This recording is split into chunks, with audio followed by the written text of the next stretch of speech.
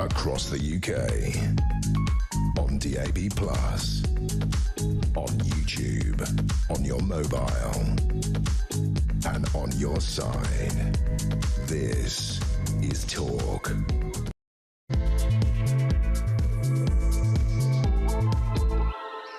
What a complete and total joke by the Thames Valley Police. Released under investigation means that Andrew Mountbatten Windsor is perfectly legally entitled to leave the country on holiday, and I believe that there is now a genuine risk of him flying to somewhere like Qatar, somewhere like the United Arab Emirates, somewhere like Saudi Arabia, somewhere like Kuwait, and never, ever coming back. Now, many of you have said, well, having watched my YouTube channel, well, OK, surely there is a warning at the ports. No, there isn't, because they haven't taken his passport. They haven't put a warning on the ports because there is simply no legal prohibition to him leaving the country. Now, just to explain to you, and we are going to be talking about Rupert Lowe in a second, but just to explain to you something for you to cogitate on for the phone-in later.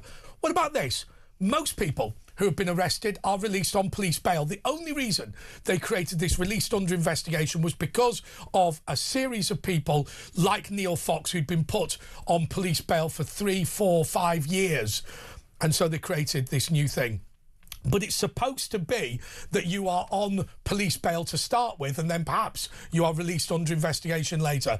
Perfectly legal for Prince Andrew to leave the country, or Andrew Mountbatten Windsor to leave the country. He's not had to surrender his passport. And if he does do that, and I'm not saying he will, but if he does do that and never comes back, it's going to be a gross dereliction of duty on the part of the Thames Valley Police. The latest in lots of them. Anyway, Nigel Farage and Rupert Lowe are at loggerheads once again this week. Rupert Lowe has launched his new political party. Well, it's kind of an old pressure group becoming a new political party, and we thought we'd bring on youth activist Young Bob just to talk a little bit about it. Now, listen, Alex Phillips, you're a big fan of hers, right?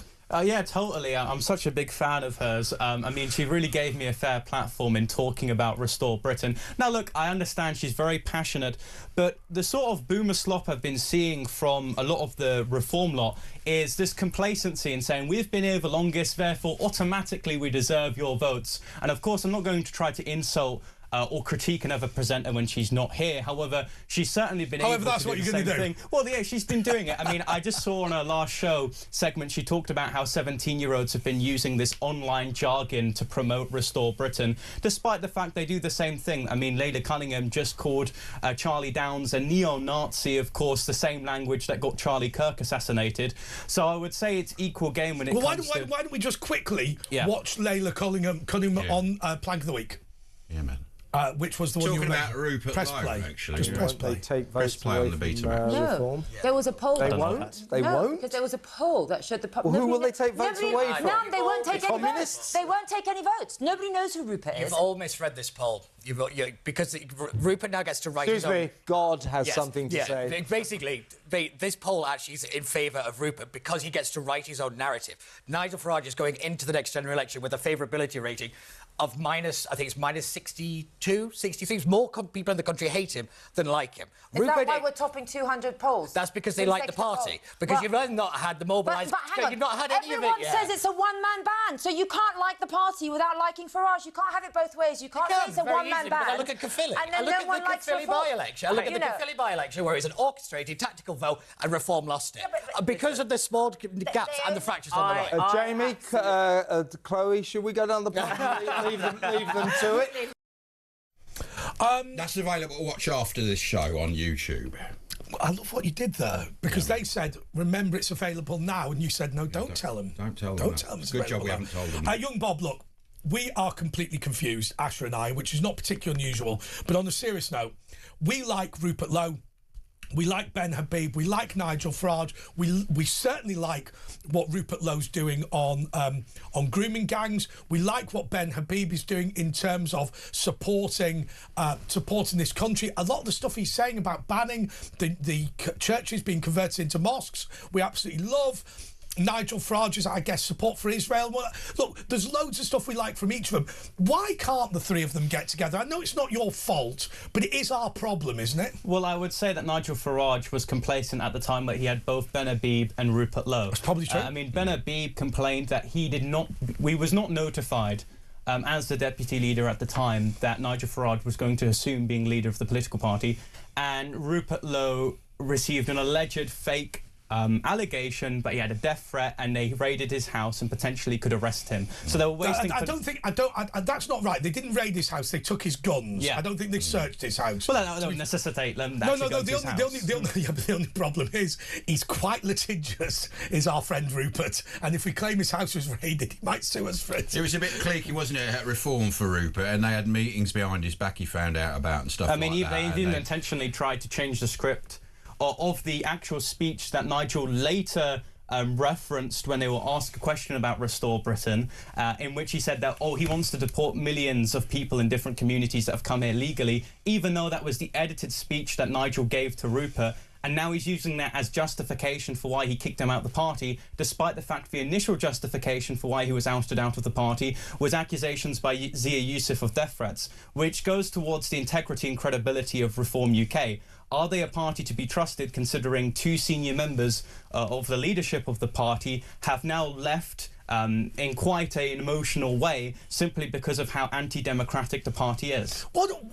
So, look, you know these people perhaps better than a lot of the viewers and listeners, but how much is this? They're all giant egos, and how much is this a genuine, legitimate political argument? Because I stand by what I say. I still like all three of them for different reasons. I mean, certainly, yes. We can all appreciate Nigel Farage's campaigning on Brexit. However, that can only get you so far when it comes to the eyes of the public. I feel like Rupert is a newly emerging force out of the sort of ashes of Nigel Farage, because it seems like he's appeasing the left in trying to gain a more broadened support.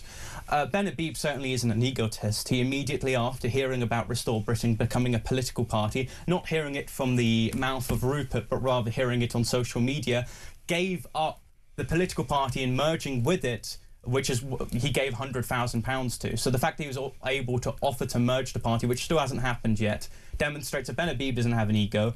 Rupert Lowe is grounded with other individuals, so it isn't certainly a one-man band. The only person who isn't compatible with the two is Nigel. Yeah, but Nigel does have the biggest political party, so even though I think instinctively you're right that Nigel Farage is probably an egotist who struggles to work with anybody as famous as him, or even close to being as famous as him, he has built the biggest organisation so far. I mean, that sort of complacency could be said about the Conservative Party. It could. They're the oldest political party to hold a majority in the history of Europe. So yes. Why can't Kemi say, well, I was here first? I mean, you still see this with the UKIPers on social media. They'll say that they were there first, therefore they must automatically gain all of the right-wing support. So I feel like the right-wing is principled enough not to go towards compromise. But we've now got four political parties I like. Well, five actually, because I quite like your party as well. I quite like Kemi Badenoch. I think she's done all right. Yeah. I think that Nick Canconi has done wonders at UKIP, simply because there has to be, if there's going to be a Gaza party, there has to be a Christian party, whether you like it or not. I think Ben Habib has been phenomenal. Nick Buckley has been superb in Manchester for Advance. Restore, nobody could be critical of what Rupert Lowe has done in terms of grooming gangs.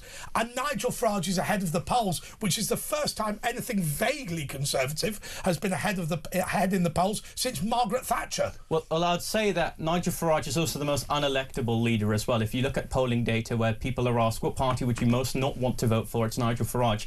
So there's certainly a gap in the market when it comes to a new figure in the right-wing space. Yeah, but his popularity rating's high, so how can his unpopularity. Yeah, but hang on. Look, if you think Nigel Farage is a knob, you're not going to love Rupert Lowe, are you?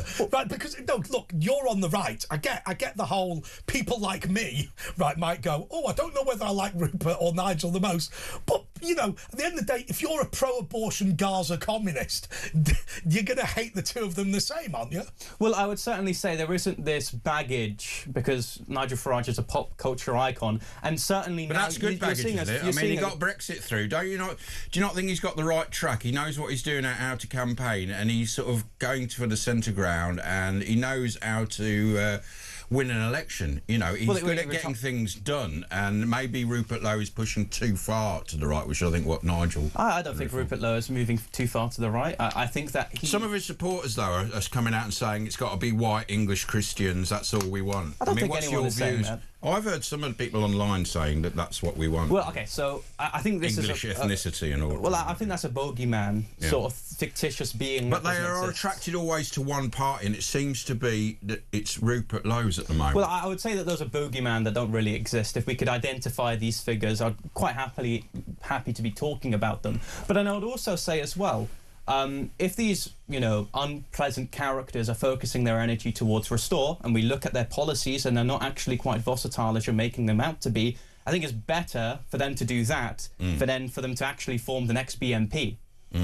Yeah, well, maybe, but the supporters put other people off as well if there's too many of them. Well, that doesn't help when you have Leila Cunningham calling Charlie Downs a neo-fascist. I don't actually see these bogeyman and I exist solely on the internet, actually existing and supporting Restore. And of course, would Leila Cunningham be welcome with Rupert Lowe's party? I don't think so. Because would they allow Muslim people of Muslim heritage to be in the government? I mean, Rupert Lowe has made it very clear that he has migration based on a merit-based system. He said that famously on a podcast. Now, what we don't appreciate is in-group preference, when you prioritise your own identity over the identity of the British people. But see, I slightly disagree with that policy. I've sat here for a long time thinking about this, as no doubt you've spent a lot of time thinking about how you can make Britain better. And I believe that there's effectively...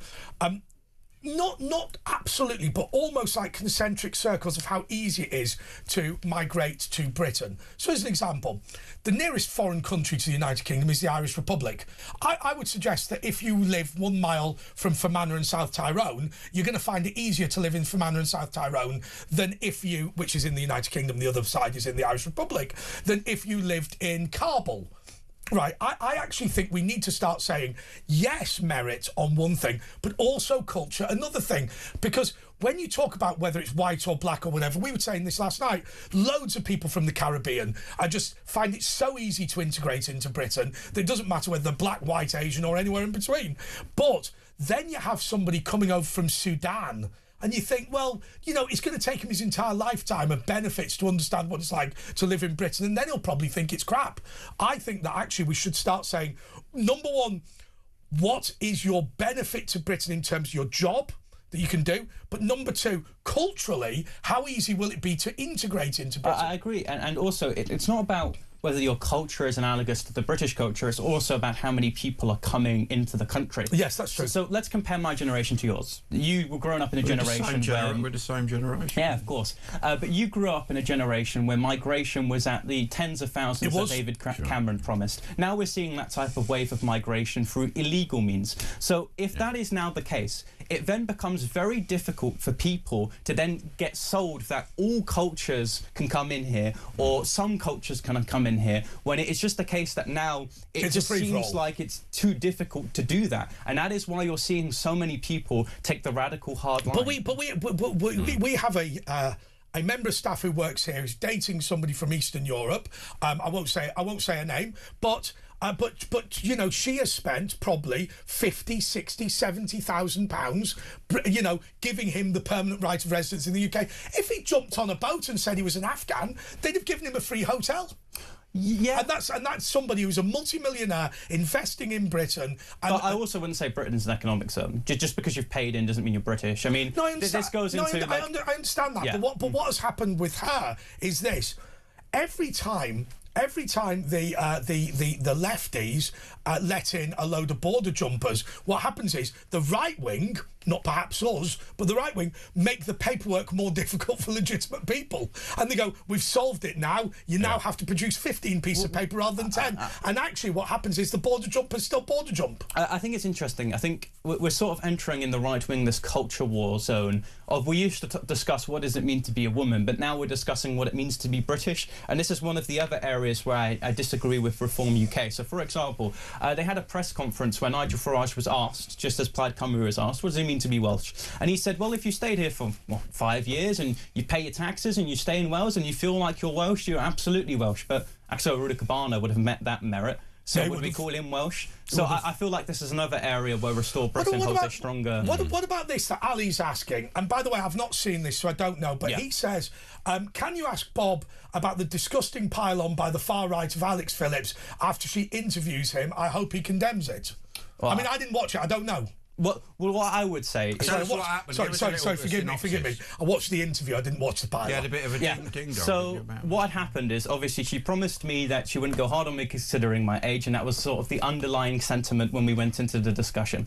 Now, she asked me what makes... You're a tough guy. I'm a tough guy. I can handle anyone. If the presenters here want to bring me on a reformer who severely disagrees with my policies, I'll happily debate them. But anyway, she asked me what makes the migration policy distinct from Reform UK to Restore, and I said, well, look, we obviously focus on, deporting people who don't culturally align with us or certainly have interests outside of the national interests. We also have a tighter scrap of what it means to be British, having a heritage in this country. And to that, what she said was, just shouting at me constantly. And I believe that's because she has a preference herself to Reform UK. And I would say that she spent her lengthy career talking about, for example, Islamic oppression on women. She even wrote an article saying we should make signs racist again, where she talked about different ethnic groups having certain preferences and talking about how we should discriminate in certain areas of society. So I would say within that interview, she was being a bit hypocritical, but if someone's being a misogynist... Well, she has the right of reply, of course. She has the right of reply if she wants to. But if someone was being a misogynist, if someone was insulting her for no reason, I absolutely condemn it. You condemn the pile. And why are you wearing sunglasses? I'm wearing it because... He's got a black eye, Alex, give him a black eye. I'm wearing it because famously, after that interview, people start editing me with sunglasses, and I feel like it should stay consistent. Well, like that gangster thing where it's... Yeah. I'm a gangster for Restore Britain, Aim high, vote for low, people. OK, so young Bob is in the house, because that's what you say. It means they're here. Young Bob is in the house with Andre and Ash, at Virtual Ash, at Andre JP Walker. Give us a ring, 0344 499 1000, low V Farage. You can leave a voice note on WhatsApp if you're a bit scared. We'll be back in a jiffy.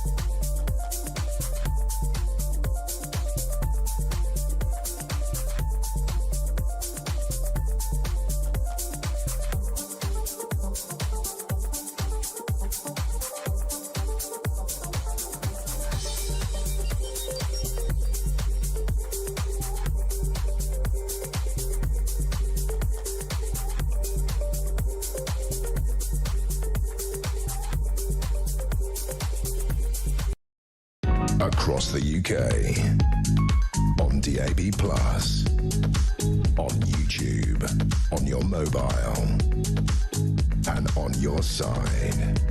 This is Talk. Yes, this is Talk, and this is Andre Walker and Asher Gould, and our guest co-host this evening is Young Bob. We love Alex Phillips, but we also love Young Bob, and I'm going to do up my top button because I was looking a little Simon Cowell. Well, let's just catch up. Have you been attacked lately? Because he gets attacked quite a lot. Stop attacking him, but have you had an attack in the last week or two? Well, I've always been attacked emotionally ever since I was a little boy, but outside of that, I was outside the LSC talking about deportation. Sorry, I'm on my phone. It's so rude of me. But we're talking about Well, we shouldn't make light of it because, you know, Charlie Kirk and stuff. Well, hang on, he was attacked. Yeah, of course he was seriously attacked. Well, I'd be attacked all the time at universities, but as you can tell, I take myself so unseriously. I'm wearing sunglasses inside. Yeah. But we're talking about, you know, deportations, that sort of lovely stuff with very liberal students. In fact, we're going to post a video. So liberal they thumped you. Yeah, we're going to post a video soon where it's actually found out that LSC, they have an LGBTQ expression fund where they pay people to express their sexuality. And I just debated with a student on that. I'll tell you what. The Patriot Fund will pay you 50 quid right now to express your sexuality. What is it? I'm liking women. Well done. 50 quid. Yeah. But no, I want to give this time to actually thank my fiancée. She takes a lot of stuff. Seeing stuff on the internet of me being attacked, and she's a great emotional support helper. She's a wonderful woman, very big heart. Can't wait to have children. What's her name? Kayla. All right, Kayla, well done. And I think actually we ought to give thanks to all of the wives, girlfriends, husbands, boyfriends, and whatever of all the political activists. No, because think about it, guys. When we get arrested, when we get punched in the face, they don't hear it from us. They hear it from the internet. Yeah. And the fact that I'm so young and she's the same age as me, and the fact that she can hold a long commitment to me, despite the fact I'm God knows where in the country covering things. God bless you, Kayla. Thank you so much. How long have you been together? About a year. We actually met doing canvassing. For who? When I was working with UKIP. Should me and Andre get some new hats? Hats? You know, for the wedding. Oh, yeah.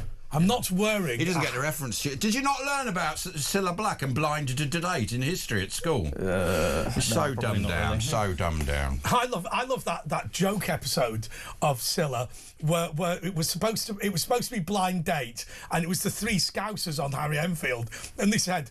The woman goes, "Hello, my name's Charlotte. What would you say to me after a romantic evening for two?" And one of them goes, "Put your clothes on, love, your taxi's here." That is it. But anyways, back to the serious politics. politics. He doesn't understand. There's a blank look. He just doesn't know anything.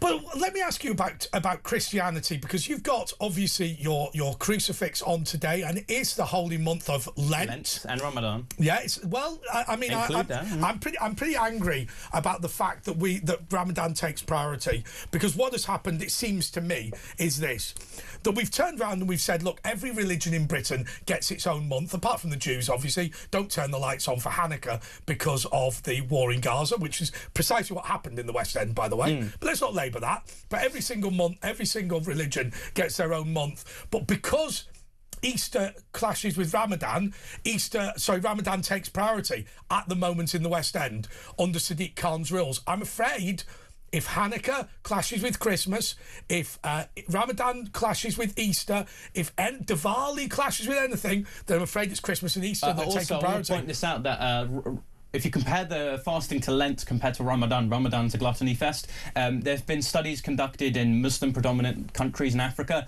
and they find an increase of hospitalisation, because if you go to traditionally Muslim areas here in London, if you look at the marketplace, they are completely wiped with chocolates, because what happens is, and if people at home, if you want to compare Christian fasting to Muslim fasting is they don't eat during the day, but during the night when the sun is down, they can eat whatever they want, and they eat more food on average than they traditionally do. However, what did you do in your fast? No, hang on. In defence, fast wars. In defence of Ramadan, the purpose is not to eat less food. The purpose is to understand what it feels like to be hungry during the day, and therefore to encourage you to give more to charity. We're hungry during the night because we don't eat during the night. Well, what's your fast in so the fasting within the Orthodox tradition. So we fast for just about 42 days. So what sort of Orthodox are you? Greek Eastern Orthodox. Are you? Yes. My dad was 42. Greek Orthodox. You must be starving after 42. No. So we don't just completely stop eating. What we do is we fast. You have the odd jelly baby. Or something. So we fast dairy, meat. We fast meat. You talk about Lent. You become a vegan. He becomes a vegan. Yeah. Now I have to say to you, I think the Jewish fast is the best one. 25 hours, no water, no nothing. Bob, I've got to be honest with you.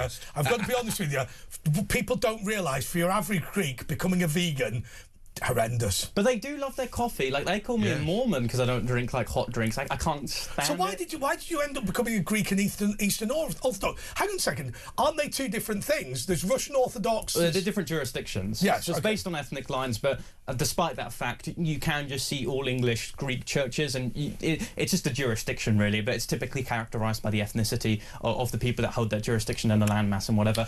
However, because my dad was Greek Orthodox. Yeah, the Greeks are the most welcoming to converts. The Russians, like, they're... if you walk into a Russian church, you're probably not the most welcome. That is a They look a bit like rabbis, the Greek Orthodox. They do, yeah. Yeah, the Russians do, because they're... Oh, is it the Russian ones? Yeah. But you know, the Greeks, when they came here, they realised that if they wanted to continue having funding for their churches, they have to welcome... So stop for a second. What's that? What? There's a southern smell of coffee. Well, I've got... Oh, did you just wiggle it? Well, when he started talking about coffee as a religious thing, there was a scent of coffee that wafted into the air. Mysterious. Yeah. But Lent is certainly a very discipling time for most Orthodox Christians. We tend liturgy as much as you. Did you flip a pancake? Ash Wednesday, did you do my day? Ash Wednesday? No, you do it on Shrove Tuesday. Did you do a pancake? No. Well, you're not really a proper Christian then, are you? If you Why did you convert then? I was cadily born Catholic, but then I noticed some of the historical inaccuracies when it comes to some of the key dogmas surrounding papal infallibility. I know it sounds a bit boring for the people at home that must be interested in politics.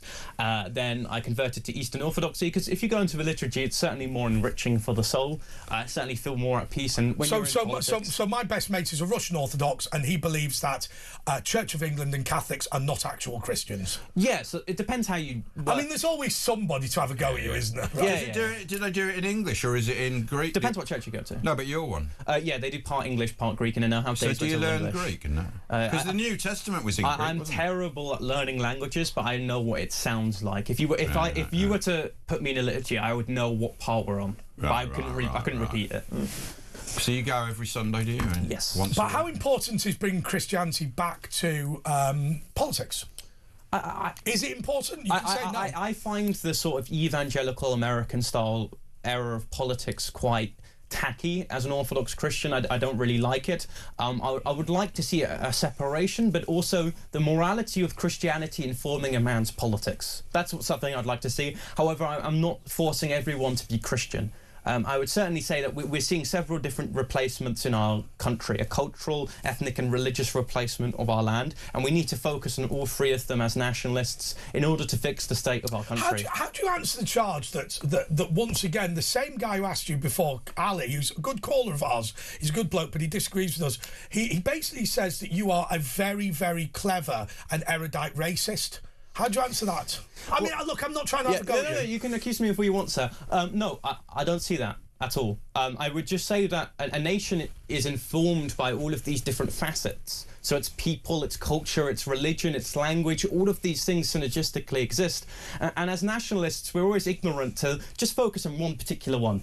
Is a country an economic zone? Is a country a cultural zone? Is a country a religious zone? And it's absolutely absurd to reject that these ideas just live independently in a bubble is absurd. You have to accept that the British people decide the religion of Britain, which is Christianity, the culture of Britain, and the language of Britain. What is your outcome? What are you after? What I'm after is young people to be less woke and more cool like me. But I want to see... You look like a cool dude, I'll be honest with you. Nothing says pull down the student union just quite like that outfit. What do you see, where certain areas have basically been colonised by other cultures? What would you see? We have been colonised by these cultures, and it's certain areas. It's because we've imported countries of people into the... like, cultures don't live abstract of I mean, people. that's right. You can't blame them. It's our government. You'd be mad not to come in. You have to blame the government. Yeah. Right? But we blame the government in that we live in a Blairite state that has enabled this, because we've simply taught that what it means to be British is, if you're compassionate, if you like Boris democracy... put it on steroids, didn't he? Yeah, he put it in... If you... Like, this is the thing, right? And this is what Reform do, and I'm not a Reform basher, but they sort of just believe that Britishness is like values, where, like, if you're compassionate, if you like democracy, you are British, despite the fact that the rest of the Western world kind of believe in these values, and that doesn't make you British. No. No, I think it is difficult. Let's explore this more after the break, Asher. That's a good idea. We'll all take a breather, go away and come back in a couple of minutes. It's Talk.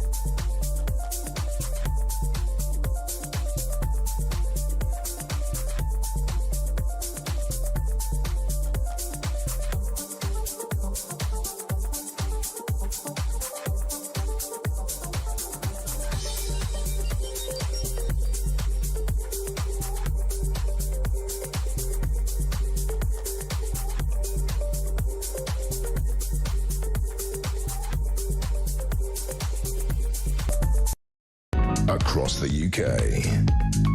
On DAB+, on YouTube, on your mobile, and on your side. This is Talk.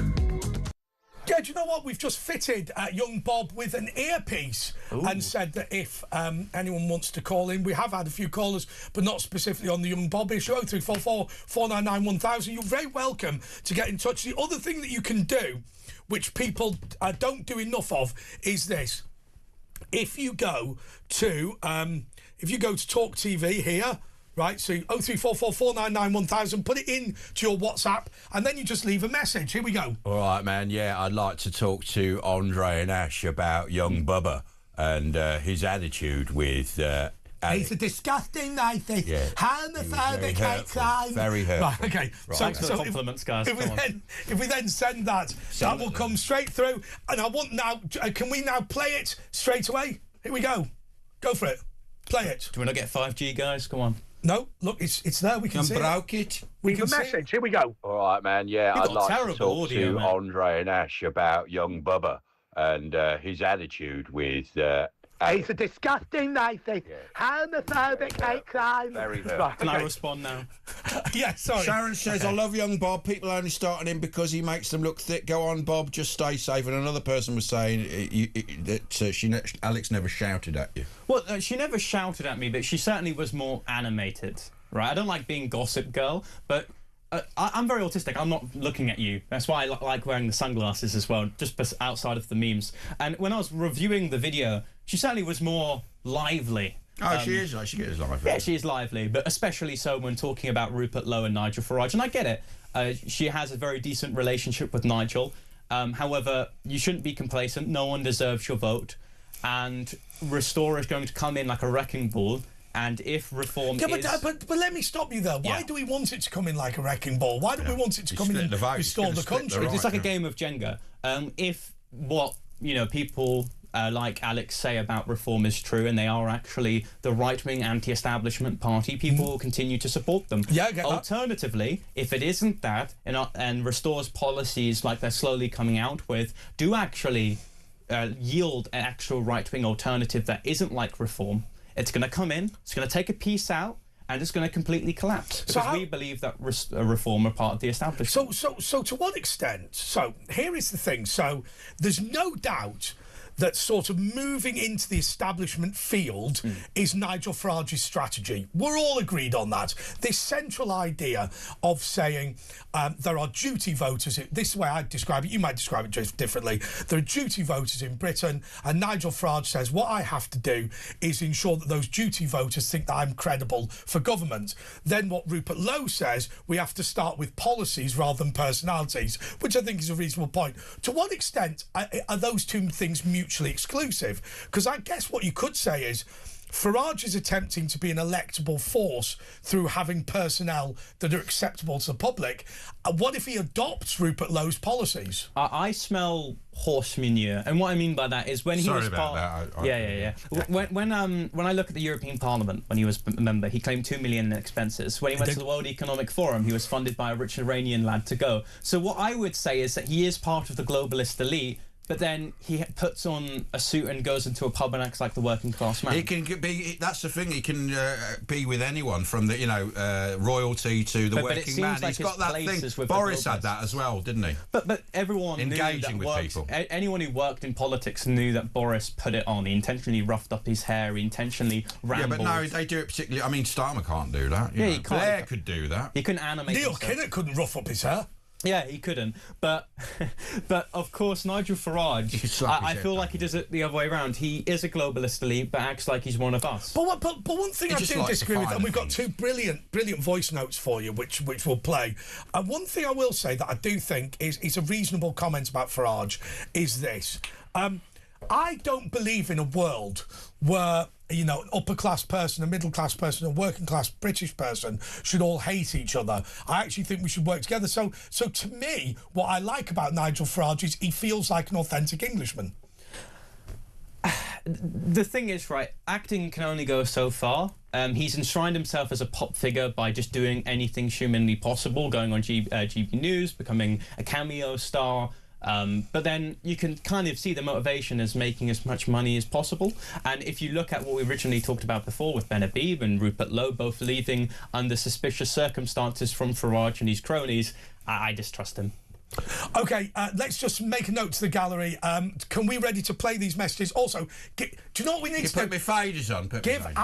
Give Asher control the faders. Now, young Bob, can I tell you one thing that he used to do? The way he started in his job with James Whale was he used to decide who could come on the show, who could phone. Well, I did everything. You know, we only had me in there. I was on phones, desk, so just to explain, what you can't see is down here. He has all the faders, but the gallery turned them off. Not deliberately, they're just turned off automatically. So he likes them like... OK, so we've got 2 brilliant voice messages. They're going to turn on the faders, and Ashley's going to take control with young Bob. Let's go with Debbie's first.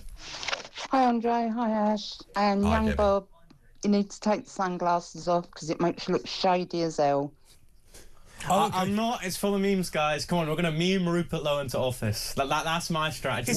Can that happen? Explain. It can happen. I mean, look at Zoran Mandani. He literally won through winning social media. I think that sometimes we would say that, you know, Advance and Restore is an online party, but it certainly converts because I'm terminally on the internet. My fiancée is, and I tell her everything about the internet. She then goes on to tell her mum about everything that I've said to her about the internet. Would you do Celebrity Jungle, Get Me Out of Here? I'll do anything.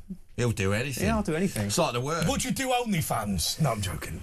We've got another on Ray. We got a Ray on the answer machine. Press play on the Panasonic. Great show as usual. This is Ray from Torquay. Yeah, well, I said that. I just want to reiterate something that I made clear the other day. After you've got the Rupert Lowe and the young Bob thing, and some of the people to do with Restore. Do you know what? I've unfollowed them on all social media. Oh no, guys! Because this is far-right rhetoric, and this is wrong. And I was quite sad to see you've got young Bob on your show tonight. I think you should kick him to the curb. Yeah, get out! OK, he stopped talking now. Sorry, I was just going to say that for the over 125,000 people that follow me, I'm now going to all lose it because one fella tells me I should be kicked off talkTV. And that's what I said about Alex Phillips. She said you need to be very careful of what you say. Now, I'm the right-wing Greta Thunberg. I, of course, believe that I should be able to say principally whatever I believe and say it, transmit it publicly, because I don't want to be dishonest. But you haven't been programmed by your parents. This is your own views. Yeah, like Greta Thunberg is. I think the other thing is when people say you've got to be careful what you say, only if you're dishonest. I mean, if you were, as an example, a racist, you have to be careful what you say. If you are. I mean, I'm not careful what I say because I'm not a racist. I'm not I'm good, right? So it doesn't bother me if I accidentally say something that people think is off colour. Yeah, you only have to be careful if you want to. If you have to censor yourself, yeah, correct. And I don't. I may not say things because people ask me them, and then my position for some people, may look like it's changed just because you've never asked me about something. But I stay honest because I don't want to go to hell just because I'm in British politics. Right, we've got a phone call flooded in from Damon in Hampshire. Damon, you're through to young Bubba. Hello, Bob, mate. Yeah, I just want to say love your work, love what you do. I've just got a quick one for the lads that you're with. So I want to know why they wouldn't vote Restore, because Rupert said it's not going to be full of politicians, whereas Reform is full of failed Tories, for example, Robert Jenrick. 30,000 people come here when he was immigration minister on dinghies. 30,000. A lot of them went on to rape and kill people. I think our answer would be that, first of all, illegal migration doesn't equal absolutely everybody raping and killing. But that wasn't the question you asked. What you asked. But why risk it anyway, if any of them? Sure, I don't want to risk it. You're right. I would rather say, if in doubt, protect the border. That is my view. In terms of would I vote for Restore, would I vote for Advance? Yes, I think we would, wouldn't we? Well, I don't know. Just haven't decided. If I was standing, like the Queen. If I was standing as an MP for Restore, would you vote for me? I honestly. Just a minute, lads. Give me, yeah. Just a quick one. What do I get out of it? No, go on, Damon. So, why should we trust Farage's team of cronies, Suella Braverman and Robert Jenrick, to fix the country? And they're the ones who broke it in the first. Well, why should you? Well, we shouldn't because, of course, Robert Jenrick, Afghan resettlement scheme, Sueva Braverman, the Boris wave. If you look at what Robert Jenrick... Didn't she try and stop it, though, but got stifled by the civil service? Even then, there has to be a collective punishment model with people in ministerial positions within the Conservative Party. And I would also say recently with his announcement when it comes to, you know, his shadow cabinet position or his shadow, you know, the fake thing. Spokesman. He said that we should get rid of we should reinstate the two-child benefit cap to get cheaper beer, but then we should also triple lock the pensions. And for me as a young person, the amount of money you have to put in order to triple lock the pensions, and then introducing a scheme that puts children into abstract poverty, whilst we have a child per family unit rate about 1.3, we need to incentivise people having more children, because alternatively then you have to import more people like they did in Japan, and look what's happened. We've had a right-wing populist government sweep in controlling government. And even going further than that, if we can't have more children, more people then eventually working, and we have a really crap population pyramid, that means that we can't afford to take care of the elderly. So I would say, and like I keep on saying, reform smells like elderly. It's just like boomer slop. It only prioritises the people that are actually going to vote for them. And this is why young people are moving radically towards the left wing or more sternly right when it comes to I'll tell you what we can do. Why don't we thank Damon? I'll leave you with this. Just quickly. Sorry, guys. I'll leave you with this, and then I'll let you go. Farage said mass deportations are a political impossibility. Well, I say whatever is necessary for the British public is always possible. Didn't he backtrack on that, though, in the end? Well, regardless, if he's willing to say that in an interview, being a right-wing populist party, it's either that he slipped and said something that he was going to do because he was speaking, it's not practical. What is necessary will be painful, in the words of Rupert Lowe. And that is what is attractive to the young people, because they don't know the Britain that was once great, and they want a great Britain. Why don't we leave it there just for 2 minutes? And then when we're going to come back, I do want to explore more about what we should be doing for young people, because I think whatever anybody thinks about young Bob, whether people think he's right, whether people think he's wrong, what is going on with young people and the lack of opportunity is just staggering. And the lack of engagement. You're very rare, aren't you, in your age group to even care, not be just playing on your Tamagotchi. Yeah, Statesman said that I am the right... Never mind, Bob. We'll hear the answer after this.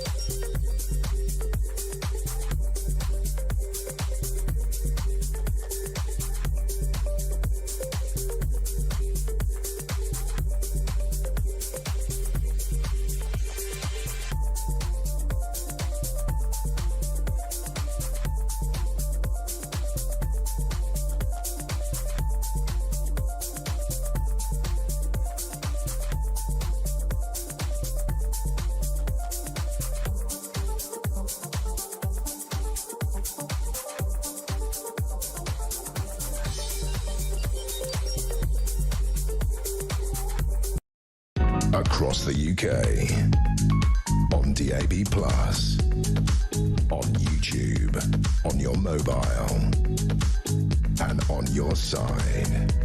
This is Talk. OK, this is the Late Show with Andre Walker, Asher Gould, and our guest co-host is Young Bob. And Young Bob, actually, on a serious note, we've talked all about Rupert Lowe, we've talked all about Nigel Farage, we've talked all about Ben Habib, we've talked about Alex Phillips. Young people, Yes. I'm really, really worried because I just look around at people and they feel that the economic system is not delivered for them. They're right.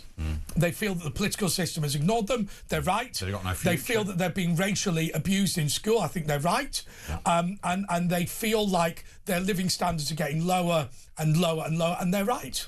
Yeah, so we live in a degenerate, culturally Marxist society. Oh, tell them what you think, Bob. Yeah, I'll tell you what you think. So, as a Christian, we have record high abortions, which, of course, I'm not going to call for like the abolition, but I still think that... Well, we're the only show in British media that is against abortion, by the way, just to be clear. 32% of pregnancies end up in abortion, and that is because of abstract poverty, cost of living crisis, a degenerate culture that talks about, one-night stands. If you're a young person, please find yourself grounded in a loving partner. It's the great opportunity you can have in your life. We're ripping the sanctity of having children. We're telling women to get in the career ladder. We are teaching people... We essentially live in a communist society. If you want to just go on benefits... But how would you ever buy a house? Say you get married, how are you going to buy a house? Well, I don't know. Very hard. It'd be very hard because not only is we have a record unemployment for young people because we live in a culture where you don't have to work and you just claim benefits, and also because of zero-hour contracts, there's a saturation of people working. Whereabouts are you from, by the way, Bob? Hertfordshire. Okay, so the one thing. I will tell you, as somebody from the north of England, we've seen this for a long time, where you throw people straight out of school, straight onto unemployment benefit, and I will tell you, they are drinking special brew and eating pizzas for breakfast within a few years. By the time they're 30, they couldn't work even if they wanted to. We have killed generations of people in the north of England, and I'm saying to you that if you're from the south of England, if you're from some of the wealthy areas, do not do to Hertfordshire what was done to Lancashire. It's a combination of both, though, because the left and the right seem to excuse. So the left will excuse the benefit culture amongst young people, and the right will excuse the record high unemployment due to a saturated work environment. Yes. Right. So under the Conservative government, we imported a bunch of cheap foreign workforce in order to work 0-hour contracts. Right. Which means, on average, if you work a part-time job, you get less money, and also it's more difficult to get those part-time jobs. I was working at McDonald's before I got cancelled off my education and work, and that was very difficult to get. You got cancelled, you got thrown out of school? Yeah, I was thrown out of my job, I was thrown out of my school, I was momentarily made homeless. For your views. My views, correct, because social media... And you've been in the police cell multiple times? Yes. Which is disgraceful. Yeah, it's disgraceful because social media contracts exist. So I think it's ironic that a lot of politicians speak about unemployment when it comes to young people when they're young nor employed because they work in politics, and this is incredibly easy compared to being a tradie. But I did actually work. I was intending to do work whilst also doing this, but that's an impossibility. But when it comes to young people not working, it's a combination of, like I said, a poor working culture, the fact that we live in a communist utopia where you don't actually have to work and can claim benefits, and the fact that if you want to work, it's difficult to work. I only got employed at McDonald's because I knew people who were actually hiring people. If I didn't do that, my application would have been dropped. In fact, I think I applied for my position several times. Without being funny, with McDonald's, was it because you had a British name? Yes. A lot of people... Actually, let's not say that about McDonald's. Remember, McDonald's is the big overarching company. Well, Ronald McDonald is Scottish, isn't he? Let's go to Anthony. I would say that... Ronald McDonald. Just to be clear. Ronald McDonald. No, let's not be confused. Ronald McDonald, fictional character for the McDonald's Corporation. Ronald McDonald, owner of Boysdale. Right? Those are two different... Hamburglar? No. Ronald McDonald and Ronald McDonald, not the same bloke. I would say that if you are a white British person who speaks perfect English and you're not pro mass deportations after experiencing a lot of the people who don't speak English but still work in public services, you're insane. Because the amount of times I have to work with people that just didn't speak any blooming in English was ridiculous. I'll tell you what happened to me when I was a contributor on the BBC. People, they used to phone me up and they used to go, Andre, we think you're fantastic. Do you know anyone who's black who's as good as you? So it's not only... He said no. It's not only... Well, of course I said no. Of course, nobody's going to go, hey, you phoned me up to racially discriminate against me, let's help you. Well, that's There under is the a black Equalities Andre Act. Walker, isn't it? They're now slamming reform because they're going to get rid of the Equalities Act. But it's under the Equalities Act that you can decide to purposely discriminate because there's a deficit of a certain ethnic group of people at your workplace. If you look at universities, because I keep but on we want to going live in a meritocracy. We don't want any of this balancing the... Yeah, and we also want to incentivise, the native people being employed as well. Just see so how you have better a the balance. job. Yeah. Anthony and Chorley in Lancashire. Chorley. Tony. Tony Chorley. I just want to say I can't hear anything. Well, listen. Right, sorry, Tony, carry on. I can't hear anything. Can't you turn the little knob under where the wire Don't goes say in? that, because Twiddle it, most people are not watching. Go on, Tony. Anthony, go on. You just I just want to say to Andre, great monologue at the start of your show. It was brilliant. I appreciate that. Thank you so much. Carolyn Stevens, it was very good. Hiya, my lovely. Right, I didn't do that. Firstly, you want a job? All you got to do is tick ethnic and disabled. You skip all that shit, all the questions, go straight through. So, young Bob, Carol has said, because there's some problem with your hearing. I can hear it. I don't think when it comes to being an in-person interview after I get above the whole interview thing, I can claim I'm a Somalian but has a handicap. Well, you can. Do you know what my friend used to do? Right. Sorry, Carol, stop for a second. Stop. Here's what used to happen with my mate. So, as you know, the police have got quotas of people they need to stop for roadside checks, right? And what you do is you basically just, because it's self-defining, you just say you're a Vietnamese boat person, because that means that police force has to stop like 4 million people in order to make you not disproportionate discriminatory against Vietnamese boat people. Yeah, I mean, maybe they think I'm Somalian. I don't know. Carol, go on. Go on, Carol. How I got my job? I ticked disabled in the box and ethnic. I am autistic, so... All the 100 questions and went straight through to interview. Is that right? I mean, that's how you have to do it these days. Yeah. Or change your name to something like... well, let's not go into the names you could change your name to, but you could change your name to something more ethnic, if you see what I mean. My full name is, like, ridiculously Scottish. Go on. Thomas Mackay Moffat. Oh, no, Gregory Thomas Mackay Moffat. Gregory Thomas Mackay Moffat. Yeah. Bob, love you, Bob. I also want to Love say you too. thank you as well. Yeah, I'd like to say thank you. Okay? What? I don't like you know the law, but I'm going to tell you it. Okay? Straight up. If you were born in the UK after January the 1st, 1993, you were British only if one of your parents is a British citizen or you have leave to remain. So that means 80% of them migrants who come over and push the child out, 2 weeks later, they ain't British citizens. I have to say to you, I met Daisy. Oh, good God. I met Daisy Tormay, who was the granddaughter of Dame Thora Heard, and because it was a grandmother who was female, a mother who was female, and she was female, she was not a British national. Yeah, it is a difficult one, and this is why you're seeing such radical reform on the right when it comes to the definition of British. Because there's always going to be an exception to the rule if you're so kind with the definition of the word. Because, like, back in the day, before I was even born, you could give the white lie to someone who obviously wasn't British, that is British, because migration was moderately low. But when it's so high, when we are seeing this record replacement, some people believe that you have to have a more hardline position, and that is why you see such sympathies from people on the internet, because their position seems like they're the most consistent. What is English ethnicity?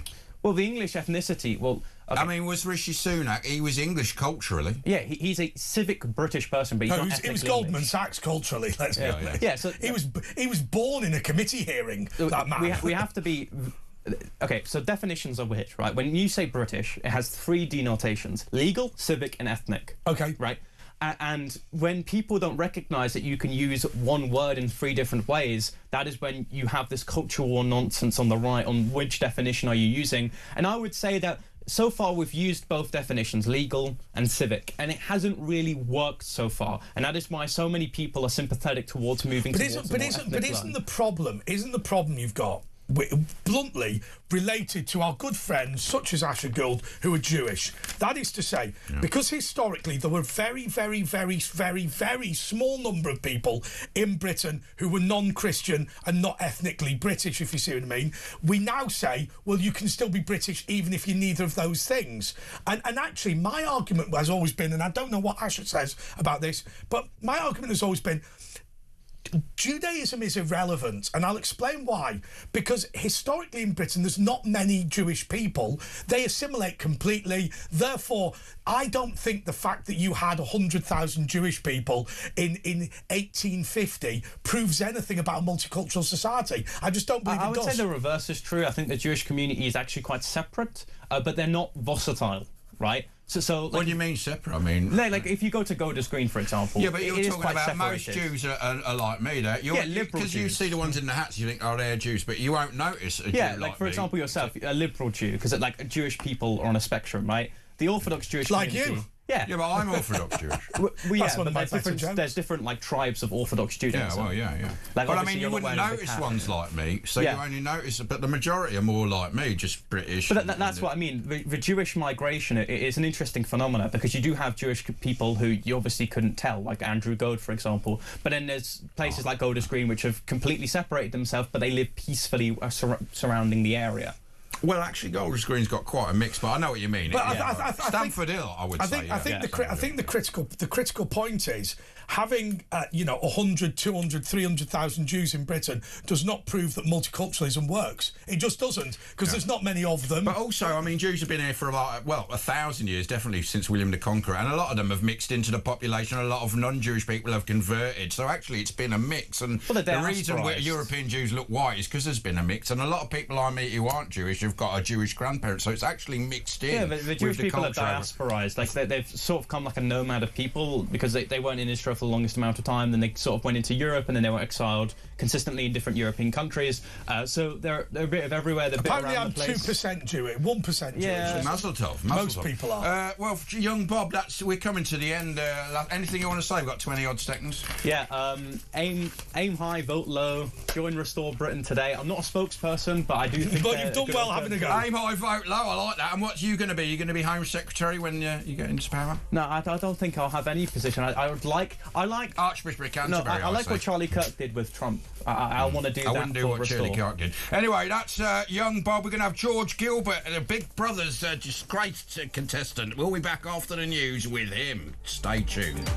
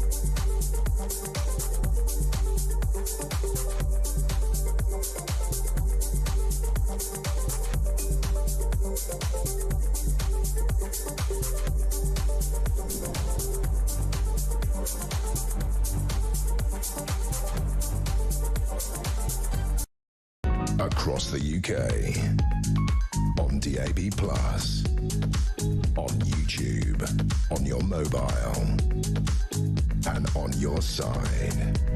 This is Talk.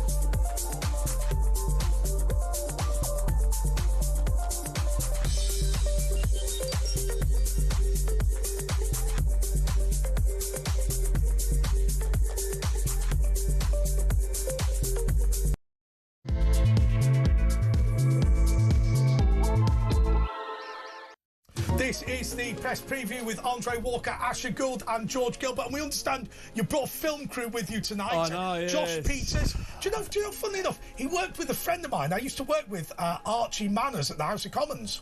All right. What, were you there with them? Did you meet them there? Well, no, I've never met Josh in my life, apart from downstairs. Yeah, but they've been doing stuff with Lad Bible and things like that. But they're documentary makers, and they've done one. And they gave that award to Katie Hopkins. Are you going to get a similar award? Yeah, they gave a CUNT award to Miss Katie Hopkins. So I thought, when they got in touch with me, I thought it was a prank. I thought they were trying to do the last one was Lily Phillips, who slept with 1,000 men, and you. Yeah. How many are you on now? Well, I don't kiss and tell, Ash. You know me. But no, yeah. So they got in touch, and I don't know what it's going to be like. But they're trying to humanise me. I think they felt a bit sorry for me. They're trying to humanise you. I know, no, which is impossible. It's impossible. But I'm quite happy with the fact that they've been following me around at work, just at home. So I've never done a fly on the wall documentary. What sort of things happen in a fly on the wall documentary, apart from people just following you around? I mean, what are they interested in? What do they care about? What's going on? Well, I think they sussed out I was quite an interesting character. They just got in touch with me, and so they spent a day with me at work. After going on the reality show, I did a bit of delivering and delivery driving work, and that's a very easy job. For who? What, a car? That was for every. I'll tell you one thing. Don't even get paid minimum wage but it was a good job for them to be on with me because you're by yourself. But then you started YouTube. I'll tell you what. My story.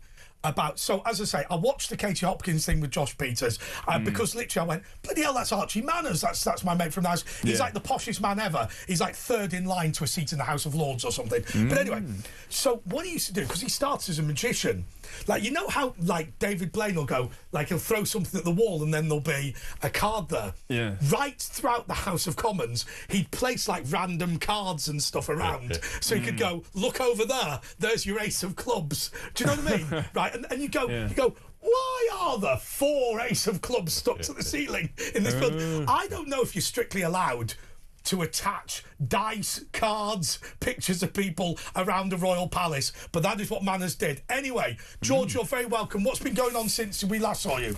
I've been trying to get on the property ladder, and I've agreed a price. So what area? It's one of these Hogwarts villages around where I live. I live in rural Britain. Because you're dressed like a farmer. Yeah, I suppose I am. It's like Rupert Lowe, only you've got the hair of Spuggy from Biker Grove. Well, if you could say Rupert Lowe and Mad Hatter had a love child. Rupert Lowe and Spuggy from Biker Grove. But how are you going to afford a house? You're blacklisted because of Big Brother. Are you making money? You suck from your cleaning job. You're a good lad. You're trying everything, but you're doing YouTube. You're making a bit of money on that. How are you going to finance a house? Well, I've been thinking I should lay low. Maybe I've been pushing the boundaries a little too much in the last couple of months. So that's why you brought one of Britain's most famous YouTubers. Let's lay low for a bit. I'll tell you what we'll do. We'll get the bloke with 6 million followers to come after us. Where's your income coming from? Are they paying you, these people? No, this is because they're not getting a piece of the pie. Their journalistic integrity. So nothing says laying low. Is that what they fell for that one, did you? I know, that's what they say here. Got mug written on my forehead. Nothing says laying low like turning up in a building with the Times, the Sunday Times, the Sun, the Sun on Sunday, the Wall Street Journal, Talk Sport, Virgin Media, and indeed Talk Radio. With bright ginger hair. With bright ginger hair and Josh Peters. All right. Nothing says. Nothing says. You got me. But no, the thing is, do I want to get into politics this young? Name me a politician who's young loved Bob there, by he's everybody. only 17, young Bubba. I know, but I mean, I met him doing a podcast 23, 24? a few months ago. I met him. How old are you, Bob? I'm had my birthday a couple of weeks ago. Happy birthday. 24 now. 24, right. Getting old. No greys yet, but it will come. That's a blessing when you're ginger, though. No, just well, you go white, actually. No, that's right. That's right. When you say the greys haven't come yet, they're never coming at all. You can't get grey if you've had no black in your hair. It's not possible. Right. Well, yeah, but if you go white, it's my grandmother went albino white. Oh, really? Proper white. Well, and she had crazy tomato, hair. isn't it? Okay, look, I want to ask you about one. So we're going to go through all the front pages, obviously dominated by Andrew Mountbatten Windsor. Yeah. But Donald Trump has directed the US government to release files on alien and extraterrestrial life. And that is something that, what do you think about that? It's on that page over there. Yeah. In a post on Truth Social, the President claimed his decision was based on the tremendous interest shown and called the matter extremely interesting and important. He wrote, based on tremendous interest shown, I will be directing the Secretary of War and other relevant departments and agencies to begin the process of identifying and releasing government files. So he's going to release all these files on UAP's UFOs. The announcement came just hours after Trump accused Obama of revealing classified information during an interview. So Obama tried to preempt him. Well, he did preempt him. So, and it doesn't seem to... People don't seem to care anymore. It's weird. They're like, oh, yeah, aliens. It's like we've all been, because of dopamine and online, nothing excites us anymore. Go, oh, yeah, so there's aliens. Well, we're worried more about Andrew Mount. Do you know what I mean? It's weird, isn't it? Well, what is an alien? Because a man from somewhere else. Or maybe some say they live under the sea. Could be humans. But what if... I mean, they reckon... I remember reading a couple of years ago, what if they found microbes, like germs, in the clouds of No, these aren't microbes. These are little men. But would that count as an alien? Well, yeah, actually, what about a plant, like a it's tree? An alien life form, but it's not intelligent. Well, actually, NASA has a global defence guy who protects against alien species, because there are concerns about maybe, and we're not saying it'll happen, somebody lands on the moon, picks up some microbe which we're not used to. Now, if you remember, and I'm not being funny, but when when Native Americans first met Europeans, all the diseases we had and we gave to them wiped out 90% of them. So it's possible there are microbes that are going to come in. So when you talk about aliens, I think there's a number of things, isn't there? What Asher mentioned about UFOs, clearly there are objects in the sky that we can't explain, right? Got that? Well, that could be anything, weather phenomenons, lost equipment, experimental aircraft, whatever, or something from another planet. So that's one thing.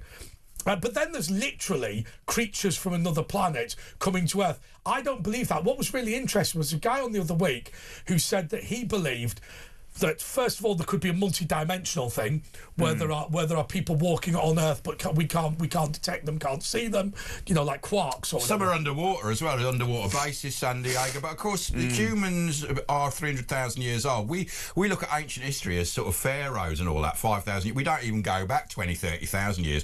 And if you look at some things they're finding, they're going, we couldn't even build that now. Maybe humans got so advanced, a couple 100,000 years ago, and there's actually a sort of more advanced human version away from us, sort of living underwater in bases. They have seen these. I mean, I know it sounds crazy. There is a suggestion that the sensible people left us idiots to it. Then we all Then we all blew each other up and returned to the Stone Age. Well, that is possible. Here's a bit of food for thought. What if humans originated on a planet called Mars, messed it up, red planet, smoke everywhere, uninhabitable, then they sent a capsule to Earth, the only habitable planet, and in that capsule there was a man and a woman. They were called Adam and Eve. Well, that's perfect. Some say it was ice blocks from Mars with bacteria in, hit the Earth, and then it's evolution. You know what I mean? And they were called Adam and Eve.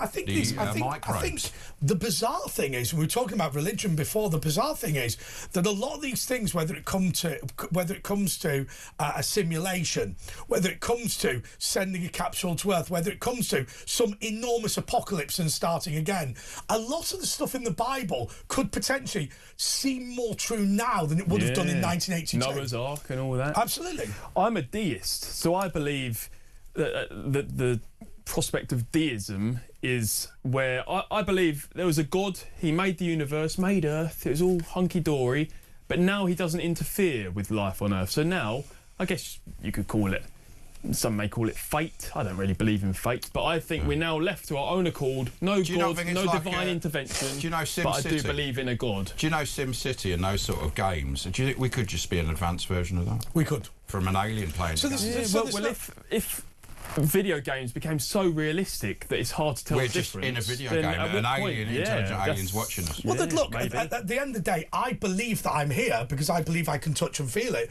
but it's perfectly possible I'm plugged into something which is similar to both The Matrix and The Truman Show, which is effectively the same thing. That's where the saying, I think, therefore I am, cogito ergo sum, comes from. If you think about it. If I think, that means I know that I exist, but all of you could be a simulation. Well, that's the thing, and AI, right, we're inventing a new life form, basically, and what we'll do, they will invent AI, they will become advanced, they will then invent an organic life form, and it's layers, it's repeating itself. I mean, it's like of simulations, only one after the other. Only 0.1% of Tyrannosaurus rexes have ever been found. So what that proves is that as obviously the Earth, so obviously constantly, the reason why you have to do archaeology by digging down is that the Earth is constantly being destroyed in its core, and then stuff's coming out of volcanoes to add to it, and whatever. So actually, there comes a point where a civilization is buried so deep that you literally can't find it. In London, I mean, all the Roman stuff is 20 foot under our feet, just because basically land gets on top. And that's the same with Jerusalem, and that's only 2,000 years ago.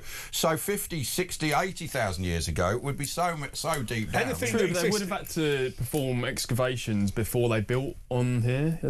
No. They have. I doubt there'd be anything else. They found the Roman stuff. They found the layer of ash in London where Boudica burnt down London. You know, they found that. But anything from even more historic eras. Well, I would have bothered with London back then. It was it goes further and further down until eventually it's destroyed in the Earth's core. That's why you have to dig down. So what Ash is saying is absolutely right.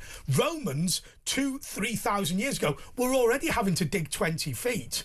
You know, to get to a civilization 1 million, 2 million, 3 million years ago would be deeper than we can actually dig. Yeah. There you go. Yeah. Well, anyway, we'll be watching this with interest, but let's talk now about Andrew Mountbatten Windsor. I have to say, I loved that picture of him stood by a urinal in a prison saying he's still 8th in line to the throne, which I thought was pretty good. The Mirror on Saturday. The disgraced former Prince Andrew faces being stripped of his position as the 8th in line to the throne. The government plans to seal his exit from the royal family as police launched 2 probes yesterday. His former close protection officers are being quizzed about his relationship with Epstein, and the Met Police is also working with US counterparts to establish whether London airports will use to traffic girls on financiers.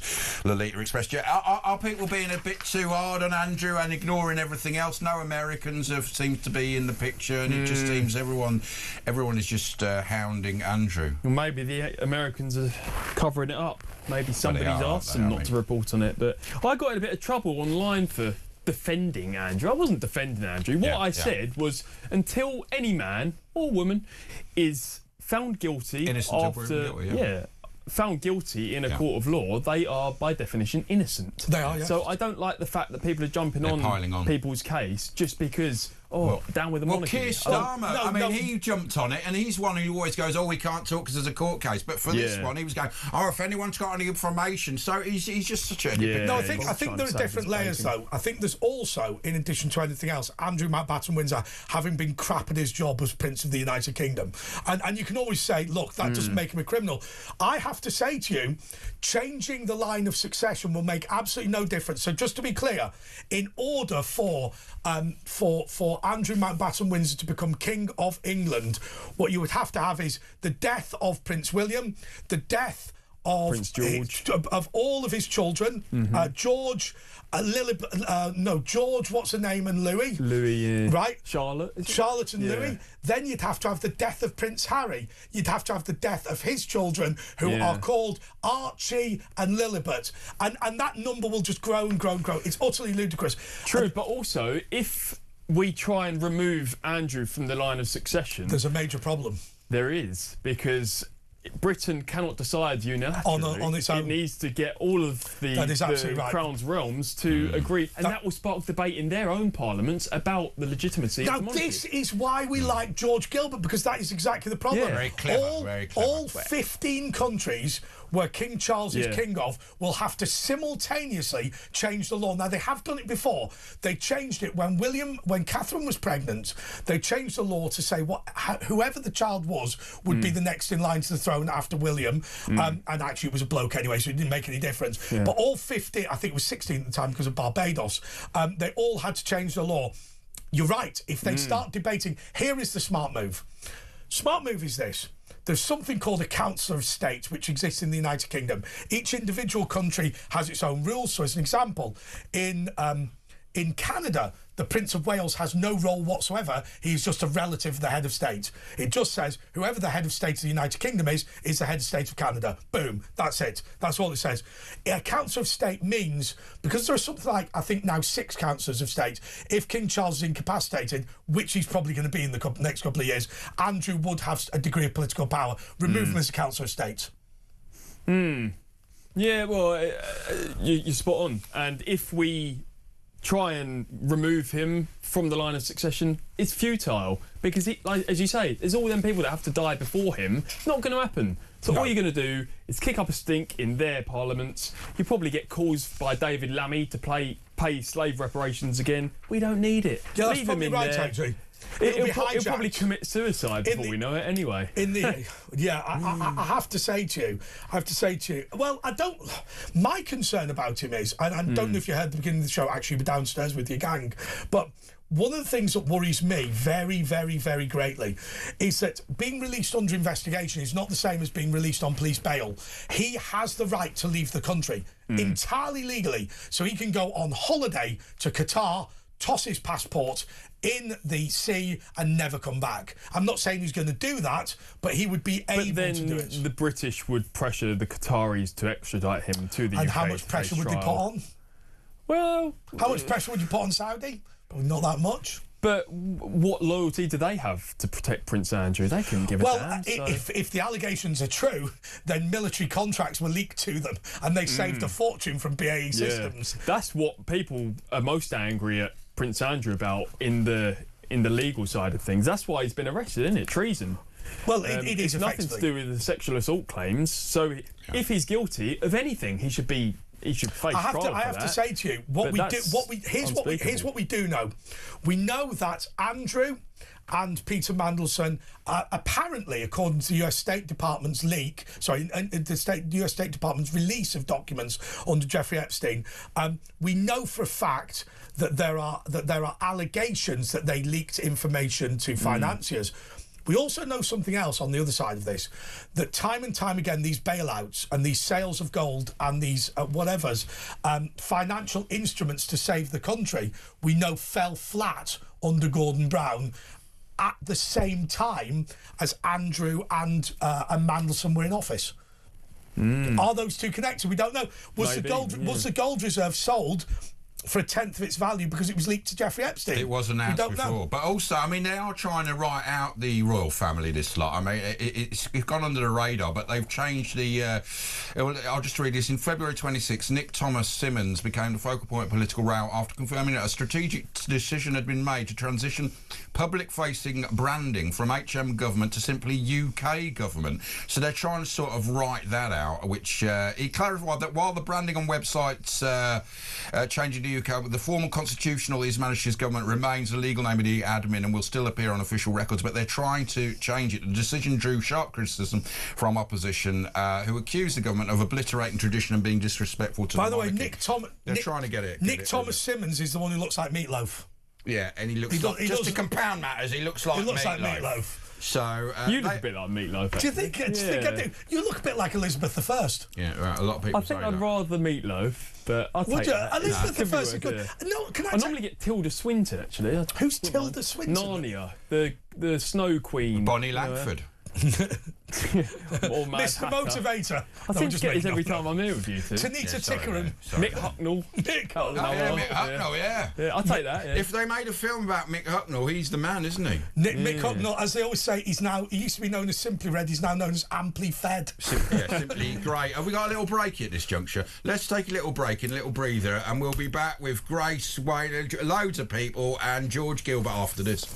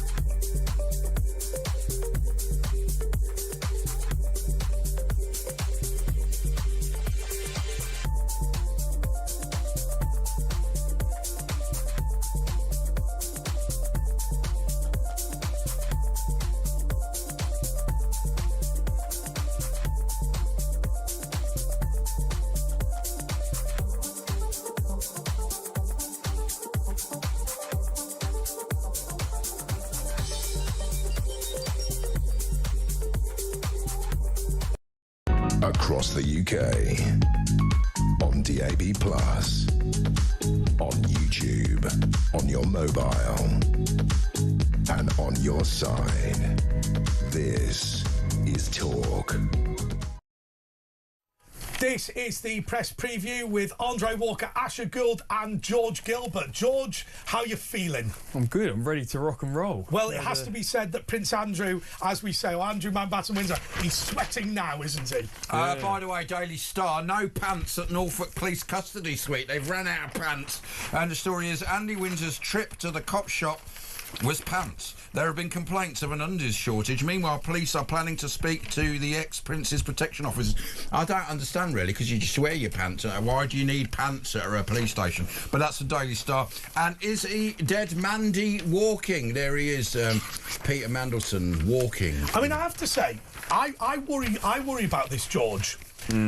So very happy to have a go at Andrew Mountbatten-Windsor. Very happy to say that he let down the royal family. But Mandelson, it seems to me, is the bigger issue, isn't he? Because he was somebody who, first of all, after it was known he was friends with a paedophile, was appointed as to the House of Lords.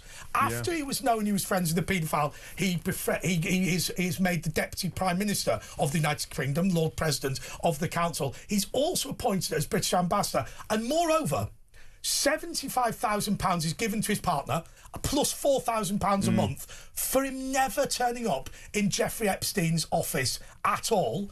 And then there is, let's pass this secret to Jeffrey. I think Mandy is the bigger wrong 'un. Yeah, well, I think they're all as bad as each other, to be honest. I don't like to point the finger at somebody just because they are... they were in the Tony Blair innocent cabinet. Still proven guilty is the thing they It's a good reason, though. It's a good reason to dislike him, yeah. But you got to question: are people jumping on Mandelson more than Andrew in some cases, only because he is a Labour man? Maybe. So is he being protected more because he's a Labour man? That's the thing. Maybe. I doubt it now because he's lost his job. His life's in tatters. Yeah, but they'll be worried about what. But again, he knows where all the skeletons are. But, well, yeah, true, but you got to think about the fact that if he knows about Tony Blair, he knows about Starmer, what the stuff they get up to. Yeah. When it's like meeting Mandelson must be like visiting the former Soviet Union. The man earns £150,000 a year from the British government and has a £20 million property. I mean, it's just crazy. He is. Do you think he's above the law, though? I think I have a lot of debates with my brother about Prince Andrew. He's not above the law. That's why he's protected. If I wanted financial advice from somebody, it'd be Mandelson to get it from. 150 grand a year and 20 million pounds worth of property. Screw Prince Andrew. He's just a party boy. But if he can be arrested, then surely the law will come down on him. Yeah. Well, I've got to say, why Mandelson has not been arrested, I've got no idea. I think it's only a matter of days now. But what happens? Who else is part of this spider's web? Well, that seems no one else. That was the question. That's the question the gallery's asking. What question for King Charles? Is he? He can't be arrested. He's the king. I don't think he can. Bear in mind, no. Hang on. King Charles. He'd be having his own pleasure. Hang on. King Charles I was arrested and lost his head. Right. So there's only ever been one Prince king. Andrew, best mates with the most prolific sex offender in the US, Jeffrey Epstein. Yeah. His brother, King Charles, best mates with the most prolific sex offender of Britain, Jimmy Savile. I think that's unfair.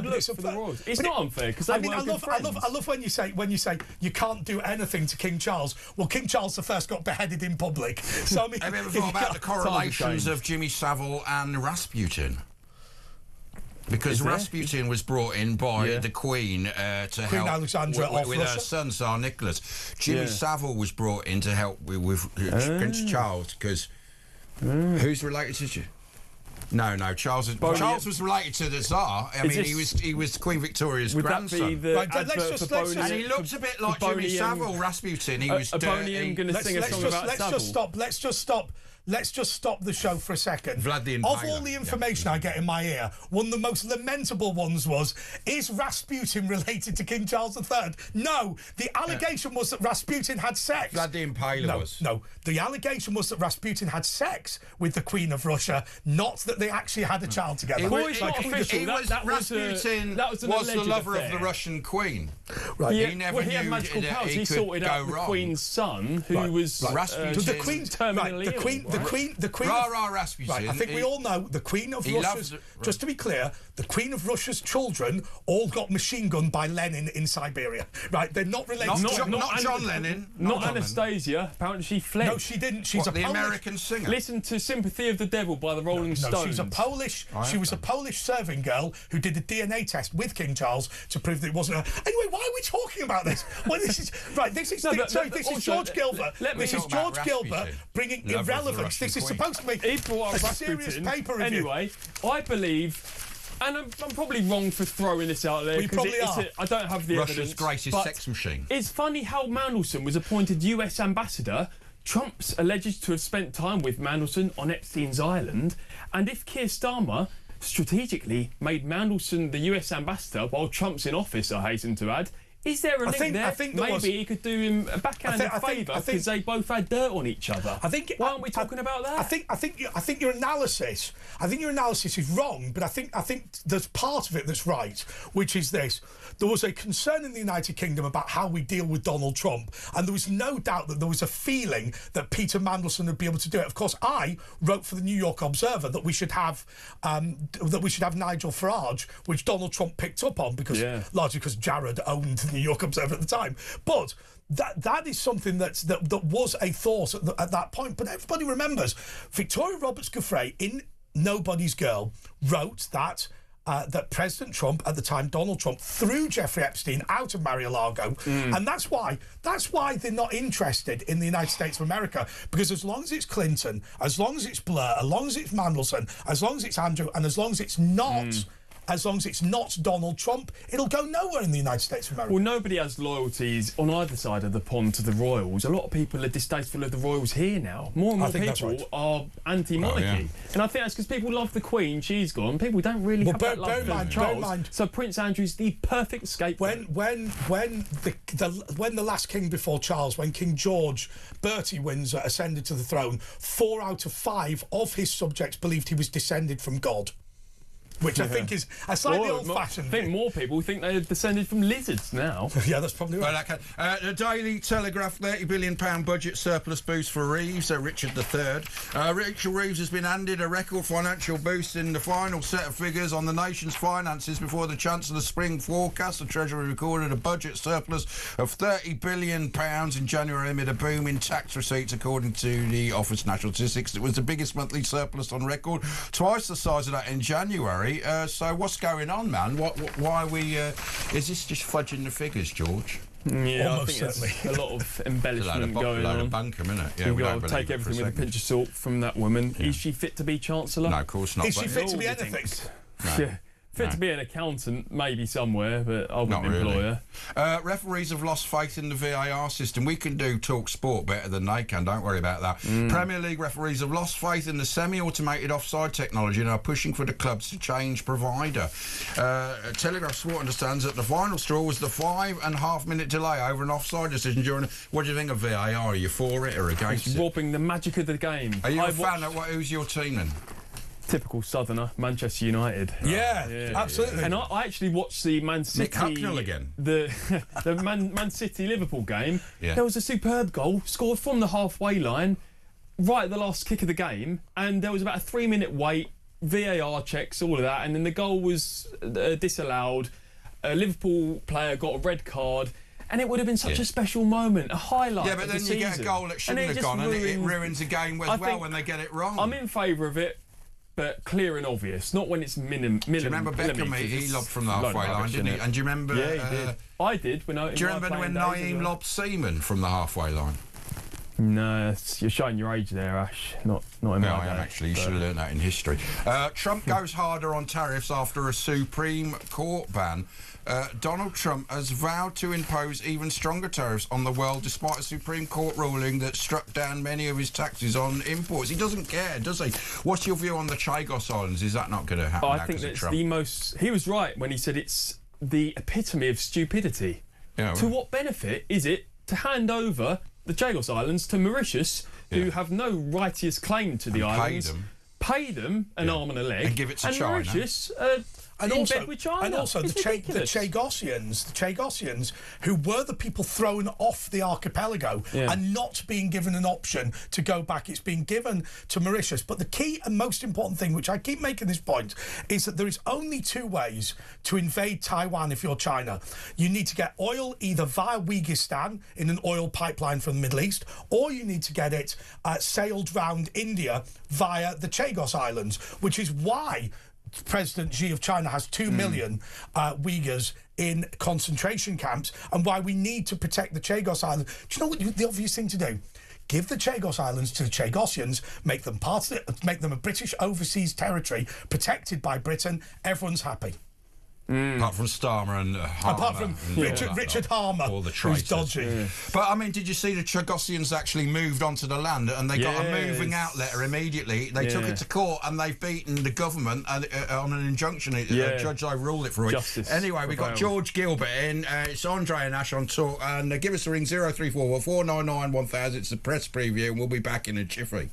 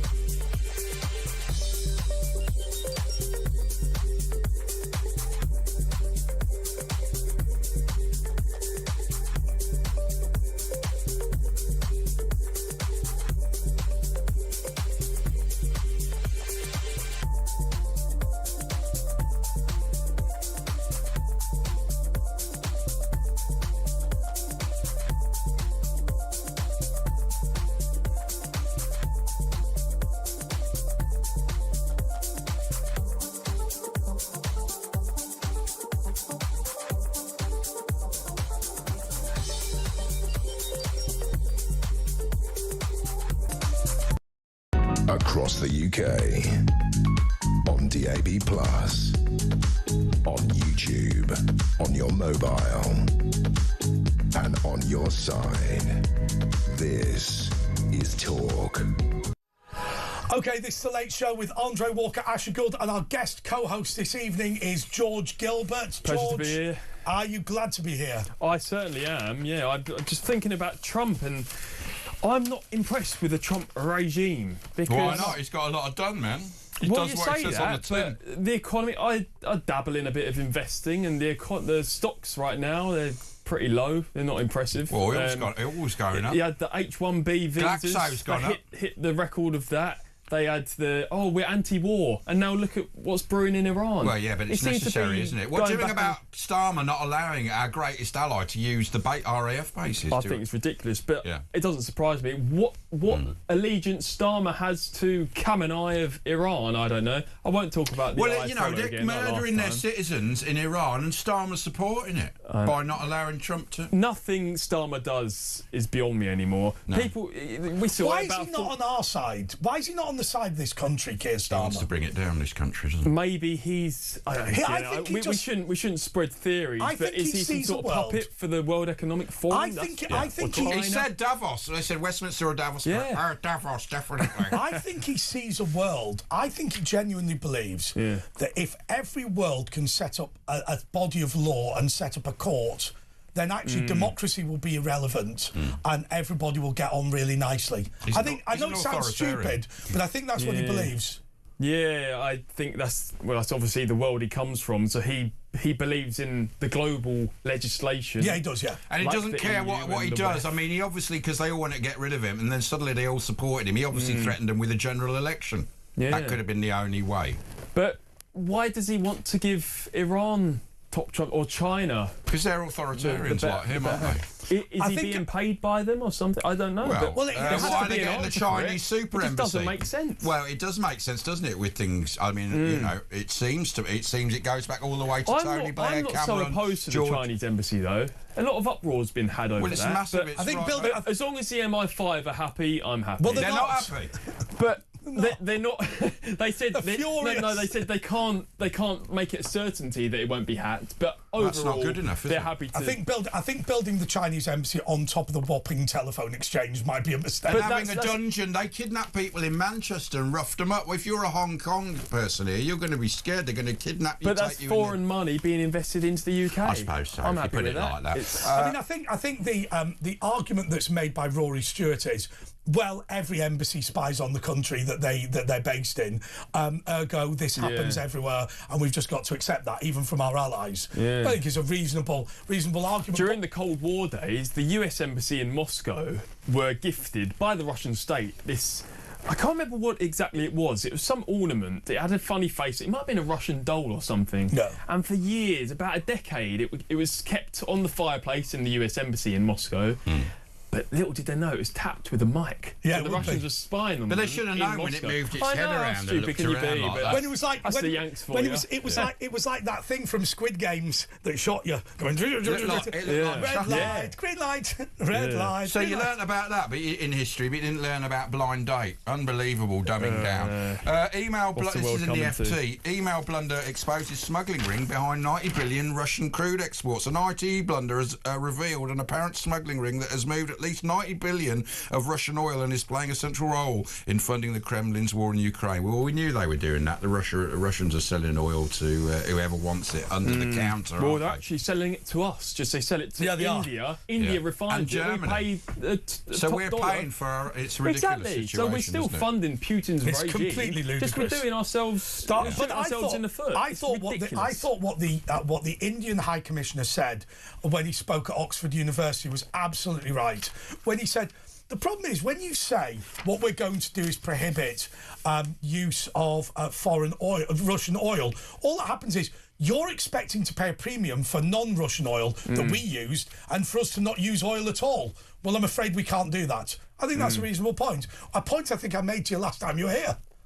Yeah, it rings a bell. You saying that, actually, I was looking at your face. You're looking a bit miserable there. You ask any Chelsea fan, they're not happy with the sanctions because under Roman Abramovich, Chelsea were flying. Now they've got Todd Bowley. He doesn't give a monkeys where the club goes. That is a big problem, the big question was whether Abramovich actually owned it or was Putin did. Well, he knew how to run a business. I'll give him that much. Very good, yeah. We're with George Gilbert. We're going through the papers. Give us a ring, 03444 999 1000. We're going to start with your calls next.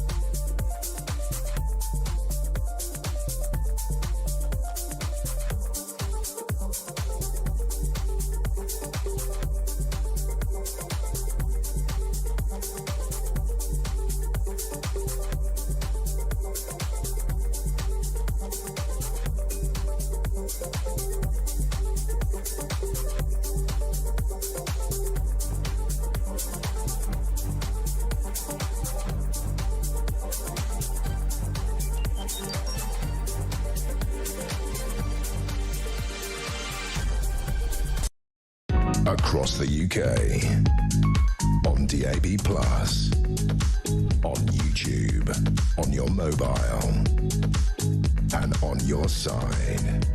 This is Talk.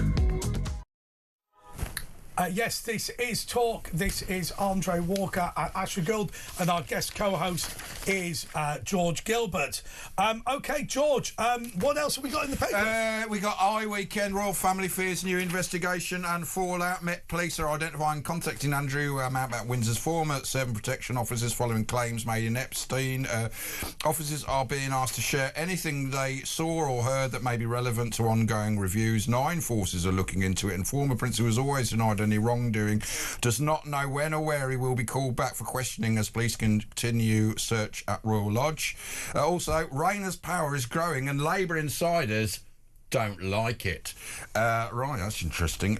Trump's still flying jets to UK bases despite Starmer ban. He just doesn't care, and I don't blame him. What's Starmer going to do? Anyway, let's talk to Jane in Marbella. Hola, buenas noches. Hola, buenas noches. So you want to talk to George, do you?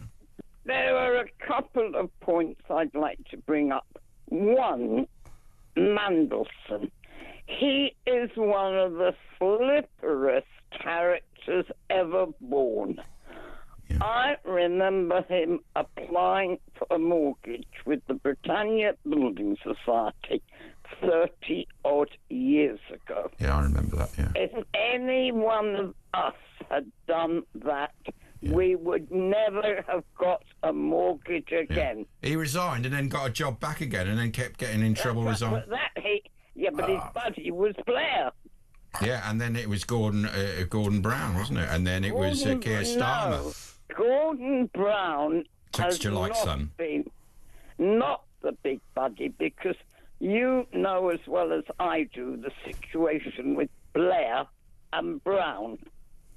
The restaurant deal. Jane, what do you believe is an ample punishment for Peter Mandelson should he be found guilty?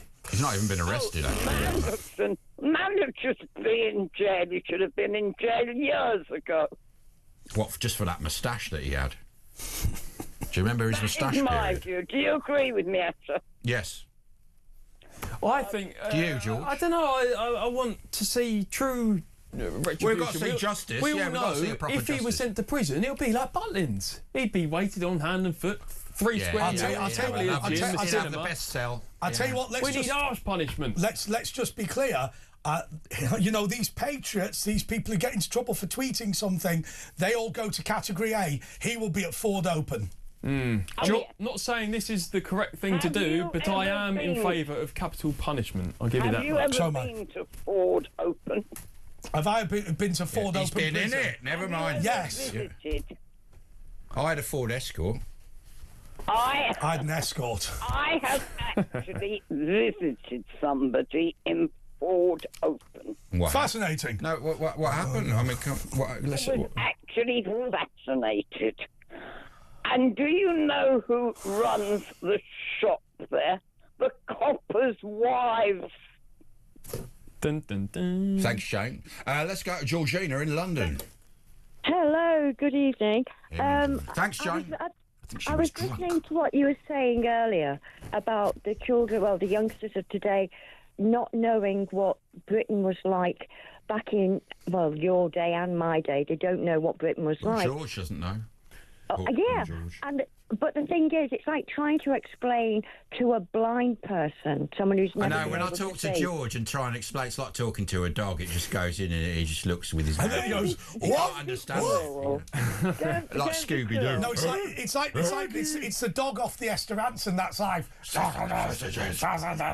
No, but yeah, life was great. Well, it's the qualitative things that you can't explain, the most magical that we've lost our grip on. Well, We've all seen the video. Georgina, you've seen the videos online. It's the life in the 40s, the 50s, the 60s. Yeah, I've you seen see it. videos of Bradford, of Birmingham, London, Coventry. Coventry used to be the automobile factory of the UK. Yeah, now it's a dump. The car factory. We've lost our way. My day, the day you're talking about, that was my day. That's when I used to be around and walking around the streets. And how do we get it back? I think it's gone. Well, to be honest with you, I mean, I've been listening. I mean, I like Nigel Farage. I've got a lot of respect for him. I've got a lot of respect for Rupert Lowe. And I've got a lot of respect for Ben Habib. And when I listen to the three of them, they all want basically the same thing. Yeah. They want to get this country back on its feet. But they're doing it in different ways, aren't they? That's the thing. The thing is, there's three political parties here that all want the same thing. And I think it's really silly that these guys aren't thinking about the bigger picture, about what, they want the same things. And I really do think it's a bit silly that you've got three The thing is, they parties that are don't gonna all want split the same thing. Farage wants Farage to be PM. Lowe wants himself to be PM. You know what I mean? They're all singing from the same hymn sheet, but Yeah. I do believe reform is a more neutralised version. There's a famous Napoleon quote, I'll paraphrase it. If you want to understand a man and his beliefs, understand how the world was when he was 20 years old. Yeah. And when I'm in my 20s, I'm sick of this country. Darling, so people like me in my generation, we are going to be more radical than our forefathers, and that's why change is coming. And I think if Restore don't get in and mass deport, then there will be something like a civil war. So Restore is the last chance we have, unless things are going to get a bit nasty. Georgina? Well, George, with the greatest respect, my darling, you sound like you're talking a lot of sense, but I've got handbags older than you. So you've got to sit and think... She's got knickers older than you. Admittedly, the ones where she's blown a hole in the back. But... Now, that's being very gross. Let's have less of that. Yeah. Thank you. But at the end of the day, you've got to sit back and think the older generation have seen how this country used to be, and we want something We're never going to get it the same, but we want something similar. Yeah, but his central point, Georgina, on a serious note, is that he thinks that people like you are supine because of the fact that when you were 20, the world was all very nice. He's saying that because in his 20s, actually, young people have had it incredibly rough, they're much more willing to stand up and be argumentative and brutal about it. And win it back. That's what Napoleon said. The thing is, Georgina, I see the older generation as those who have caused this. They're so docile. It's your fault, Georgina. Well, they stood by and allowed it. Yes. Some of them. Yeah. Some of us have always fought for what is right. Some of us have always fought. I am one of those. But not enough people. But is it inevitable? Isn't it inevitable if the country's gone down the toilet? A generation has to say it went down the toilet on my watch. Therefore, I'm at least partly responsible because it must be true. I didn't do enough, at least. Well, the thing is, because people like you, Andre, and people like me have never been in government, we're not the ones that call the shots. We do the voting, but we don't call the shots. But what we need is a political party who gets into government and actually does what they say. And we haven't had that for a very long time. I think it's reasonable. I think it's fair to say I've been slightly in government during that period. So it's all Andre's fault. It's not all my fault, but I will say one thing on a serious note, George. I will say when I went in and worked at the Palace of Westminster at the House of Commons in 2010. It's fair to say that I think that the intake of Conservatives during that period monumentally failed to recognise how bad the problem was. We thought it was simply a profligate banking crisis that Gordon Brown had failed to deal with. It was actually a grotesque destruction of our constitution by Tony Blair. And I think by the time we realised it was too late. Yeah. I do believe a revolution is inevitable. Either that will come... But the only thing that is... But in the words of William Hague, a common sense revolution. Well, the only thing we do get to decide is how it comes. Is it going to be an extreme party deporting... Have we already had a revolution? Or is it going to be a civil war? We had a coup, didn't we, with Boris Johnson, with this government? I mean, that was a coup, wasn't it? Well, Ash, I think that the Conservatives forgot what actual conservatism was. I really do. They weren't fighting for what Conservatives stand for. You know, and they've changed. And the Conservatives we have now, to me, are not Conservatives at all. Amen to that. You know? What about this? What about this? Can I get you to respond to this?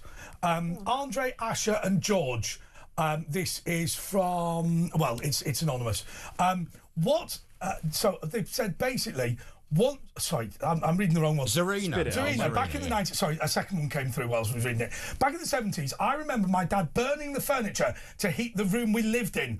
The tin bath was shared by all the neighbours and we had a range for cooking, heating to keep warm. Poverty was rife back then. My dad talks about the 70s. But they seemed happier, weren't they? The lamp posts wouldn't work. There was no electric. Freezing cold winters. Yeah, that was and all you were under still Callaghan, wasn't it? You were still happy. That was the 70s, yeah, that was socialism. That was we got a tangerine that slapped round the ear, but we're happy kids. Children are happy then. The less you had, the happier you were. That's because we had a grip on our national identity. Yes. So we were more cohesive as a society. We're a big family. This is the bit that people forget. Yes, OK, they didn't have a lot of money. Yes, OK, they didn't have a lot of luxuries, but they had a real community and real families, and that's why they were happy, in my view. Yes.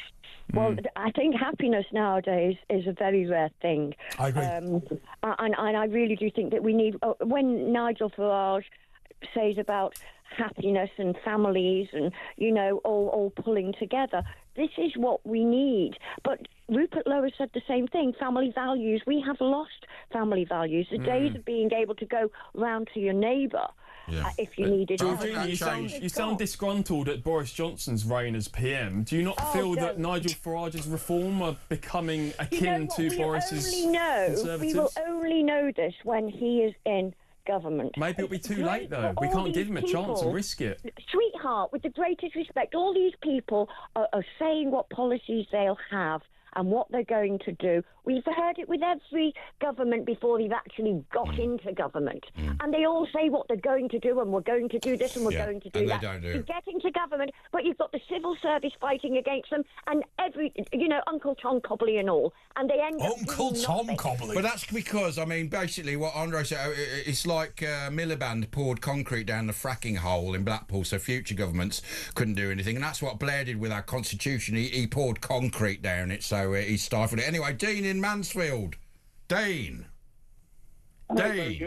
All right, man. How are you, man? Here he is. Yeah, I'm not too bad, mate. Yeah, no. What's going on, man? I was going to ask you about this bar.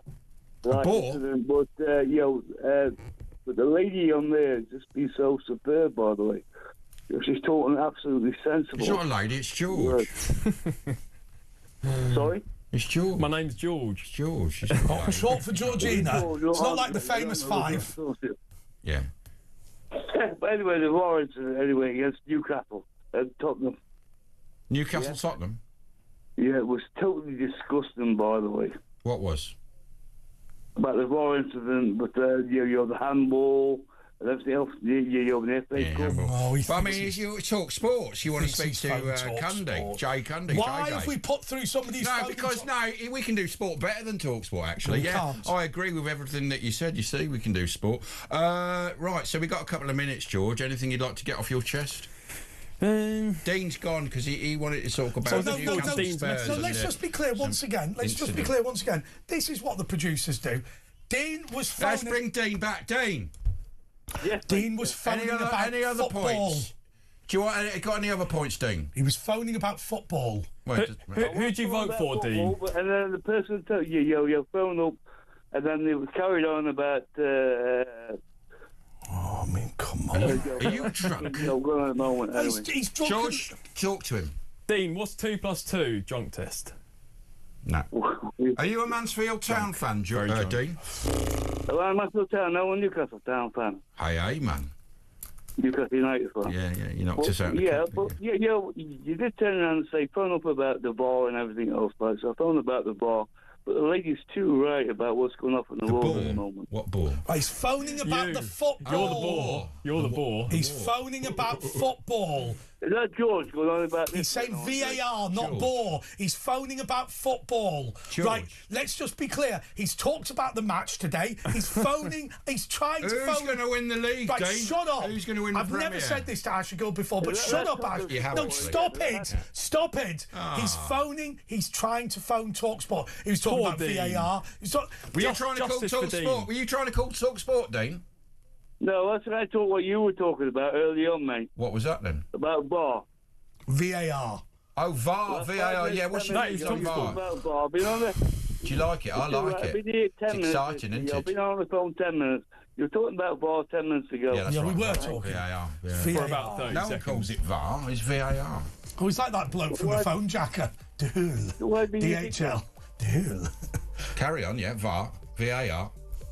All right, thank you so much. Oh, let's thank George Gilbert for coming on. Yeah, He's a YouTube. Sorry, he's a talk. Yeah, doing short documentaries all about rural Britain again. Yes, we want to thank George Gilbert because he's got his talk. He's got his YouTube documentary. He's got everything. I'll come back on here when it's out. Josh Peters is. And by the way, we want to thank Josh Peters and his team for coming on. Thank you so much to them. I know they're not watching. We don't care whether they're watching. Thank you, George, for coming on. Anyway, it's going to be all about your call 0344 499 1000. The next day, it's just going to be all about you and us chewing the cud together and getting it all off our chests and feeling better. So stay with Talk, Andre and Ash, and we'll be back after the new news coming right up.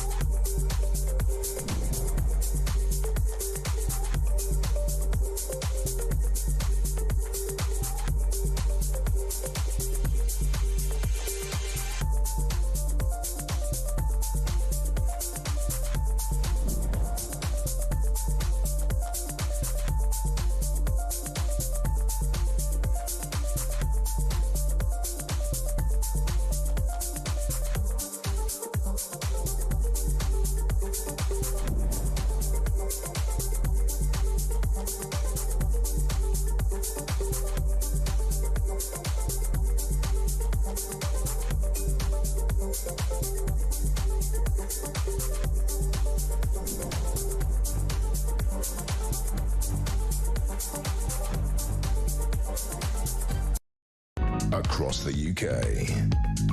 On DAB+, on YouTube, on your mobile, and on your side. This is Talk.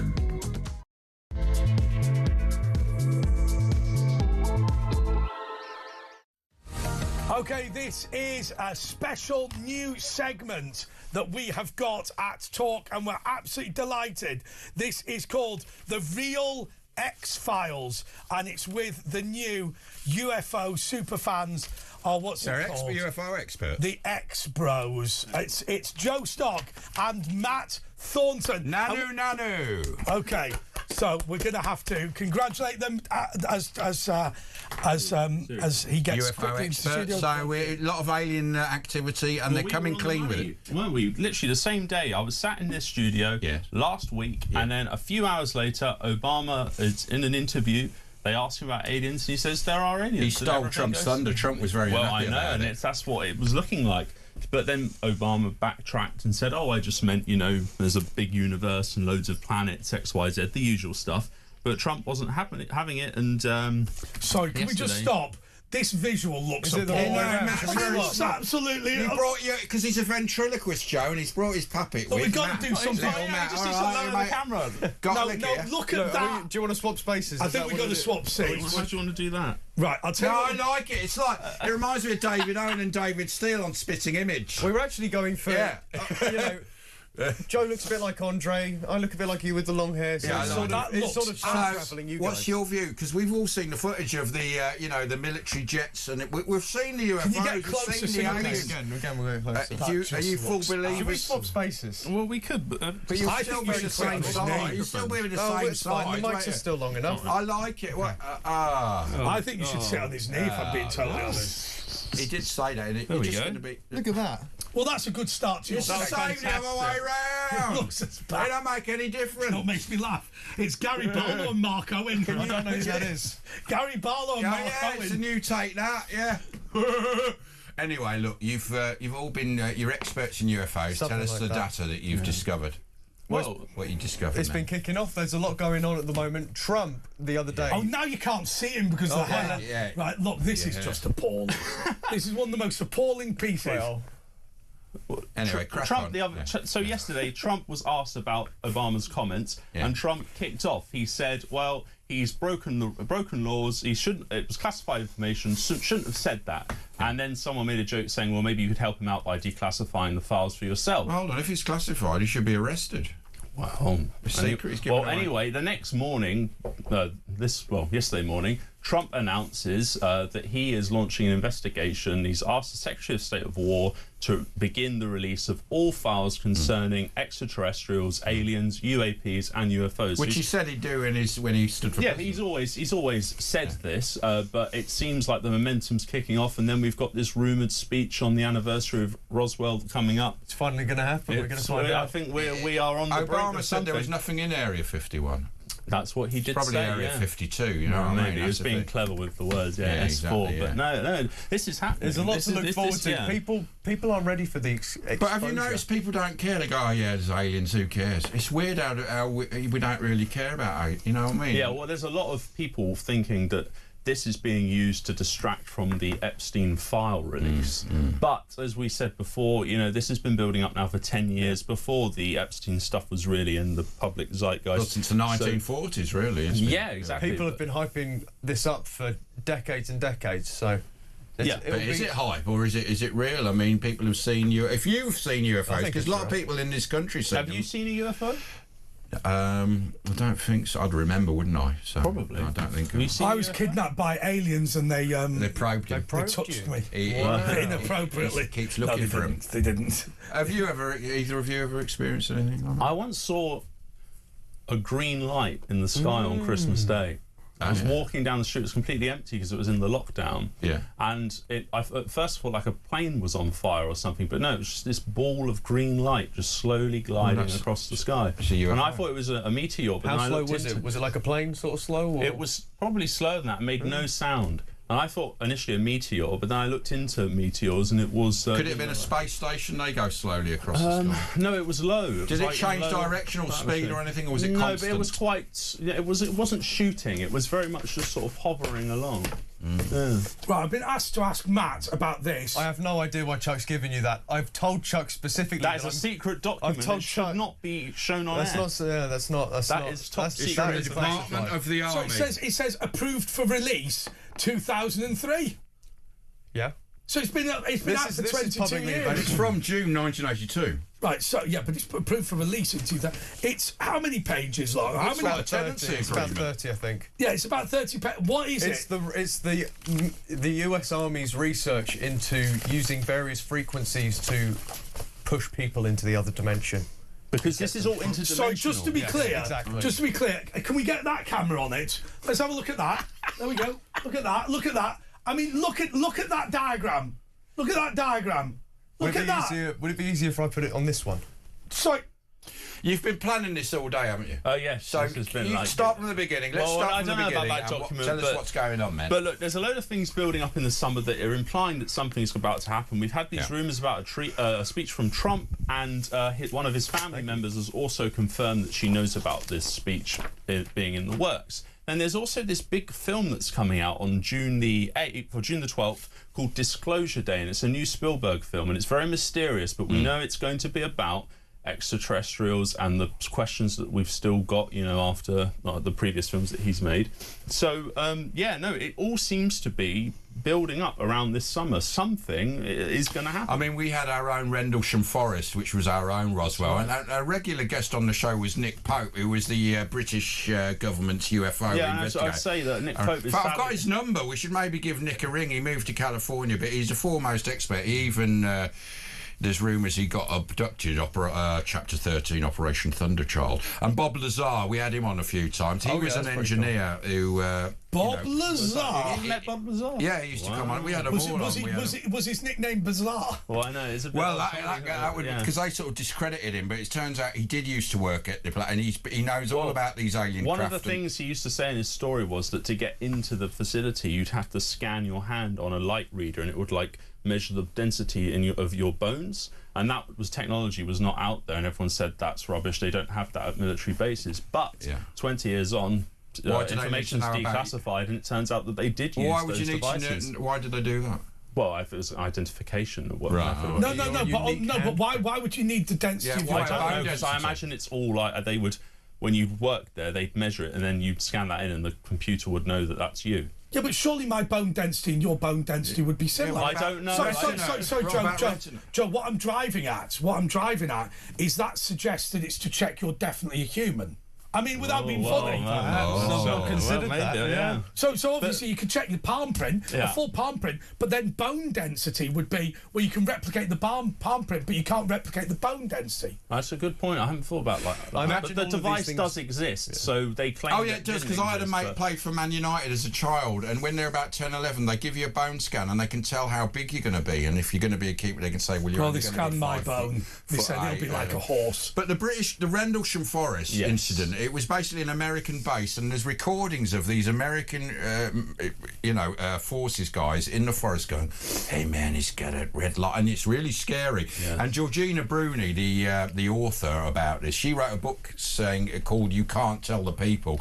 She went up to Margaret Thatcher at a dinner once and said, "I'm writing this book about Rendlesham," and Thatcher turned around to her and said, "You can't tell the people." I know. So she knew about it. It's been well known. I mean, why are they coming out with it now? I mean, they've known about it. Well, this is the thing, and I think this is why it's interesting, like how, you know, if 20 years ago, if this was being, you know, put out there, speeches like this and this kind of potential, everyone would be going crazy. They'd be thinking we're about to get disclosure. But if you actually look at the discourse online, lots of people are discrediting this. The big conspiracy theorists, the one with all the subscribers and all that, they're saying this is a false flag operation. It's just designed to distract the public, and, you know, that it will be used for some evil purpose. What were those? Do you remember all those giant drones that were flying around America and people going, that's all gone quiet? What was that all about? Well, we don't know. I mean, they said it was Chinese spy drones, but not all of them could be accounted for as far. Now, let's speak to Matt from the UFO Bros. Yeah. What have you discovered in your research? I haven't actually discovered anything yet. I'm still trying to figure it out. Okay, so that's Matt. So you've come on the show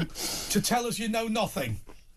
You think they're from another dimension? Could they be humanoids from thousands of years ago that have lived underwater? There's underwater bases by San Diego. I don't know about all that. It's more. There's the other dimension that we can't get access to, but they come to us. What, through like wormholes? I mean, what are you saying? They're the devil, That's the what we're trying to figure out. That's what we're going to find out. What do you think they are? Angels, demons, aliens, I don't know. It's all describing the same thing. Something I wanted to say last week, but we got cut off. There's an interesting thing that links into this. So, you know Aleister Crowley? He was a big occult, dark wizard. Satanist. Yes, essentially. 1920s. Yeah, do what that will and all that. Yeah. So he claimed to be in regular contact with demons, and one particular called Lamb. And he drew... Lammy? No, Lamb. Well, just Lamb. Yeah. But he drew just a sketch of what this demon looked like, and if you look at the sketch, and this was from like early 1900s, it looks just like a grey alien. Yeah, well, the greys... A grey-alien? A grey-alien. They are, they're like smaller than us, aren't yes, they? They're about, like, I heard bigger about heads. the Bob Lazar guy, and I think a guy's mate, actually, they went on, there's some crafts in apparently, Hangar 18, Dayton, Ohio, and they went and they actually fly these craft around, apparently. They've been in the chairs and whatever, it's all for small people and stuff like that. You'd fit in from the my chair. time working on Howard's show, one of the guests he had on, I can't remember who it was, Howard Hughes. The guest said, basically, when these crashes happen, when whatever it is comes through, and Roswell happens or whatever, they call those donations, and they collect up all the artifacts or the crash site or whatever it is, and they reverse engineer it, and that's but how apparently, we have all the secret technology. but they've got them that they can fly around.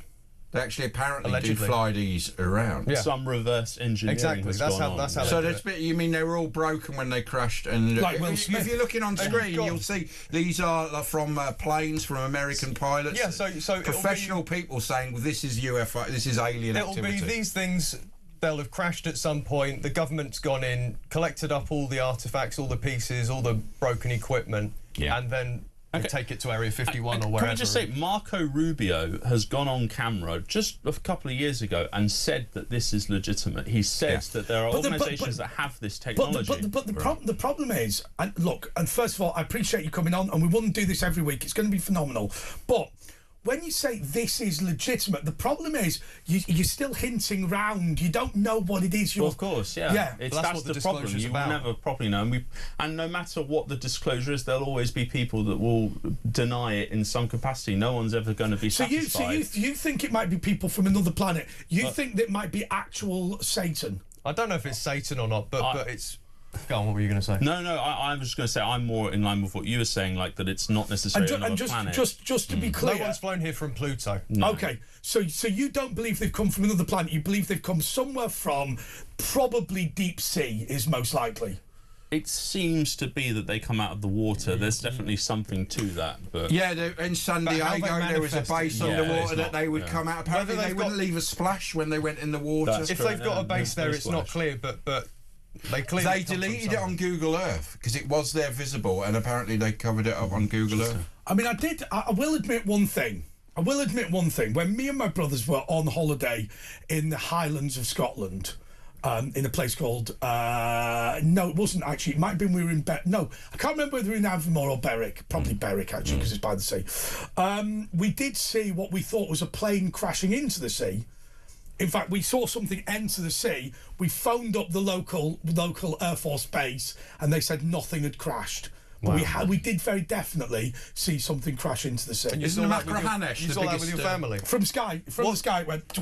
What do they say about it? Is it just you? Well, we assumed it was an experimental Isn't military jet. Macrahanish Air Base with the longest landing strip up in Scotland? I don't know about that. And there's a lot of alien activity up there because obviously there's not as many people. And the Brecon Beacons is supposedly a very big hotspot. But see, that is a place where they always hang around military places, don't they? Exactly. And there was an American ship, I think the Roosevelt, and they had this craft come above them, and they basically froze all their systems. Near where I live, they actually literally couldn't shoot, couldn't operate anything. To take an interest in nuclear weapons. They do. They go over, and the thing is, we would have no chance against them. There's no point in even, their technology is so much advanced to ours. There's no point in even trying to take them on. It's probably not even technology in the same way that we understand it. Well, it moves. They say we haven't got any technology that can move like it can move. How do you think the propulsion occurs? Is it some sort of gravity or wormhole or some sort of frequency? Isn't it? It's anti-gravity stuff that I've read, but again, it's all just so experimental. Bob Lazar was saying that his point on this is that this kind of energy would solve all of the world's problems if it was made public, and you had some of the best scientists working on it, which supposedly scientists do work on it, but if you made this stuff public that we had it, you get such a broad, diverse group of people working on it. Well, they found a new element, didn't they? They think is the propulsion of the element UFO. 115, yeah. But they've made it here, but they haven't made it so it's very volatile and it disappears It's in not seconds. stable. But they're working out how to make it stable, and this is an amazing thing that can cause this gravitational sort of... But hang on, an unstable atom with too many electrons is not an unusual thing. It's the basis of nuclear power. Yeah, but they're trying to... but this is a whole new element that they thought existed in theory, and they've actually made it. Yeah, because there are gaps on the periodic table, didn't they? They just sort of go, there must be one that's meant to be there. Isn't it? You just add one electron to get a new... that's right. By definition, if there's something with 20 electrons, there's one with 19. Yeah, exactly. It's just... Sorry, if there's one with 18 and one with 20, there's one with 19. Yeah. It's just... It's not... Predicting the existence of elements is not as crazy as it sounds. I didn't pay enough attention in my science class. Physics. Which is helpful because you're now a UFO expert. Anyway, look, we're with the UF Bros. We're with the UF Bros, our UFO experts, the world's foremost UFO experts, but they're going now, so don't bother ringing them. But they'll be back again next week into the world of mystery and space. Thanks, guys, that was brilliant. But it's all about your calls next. So 0344 499 1000. Andre Nash on Talk.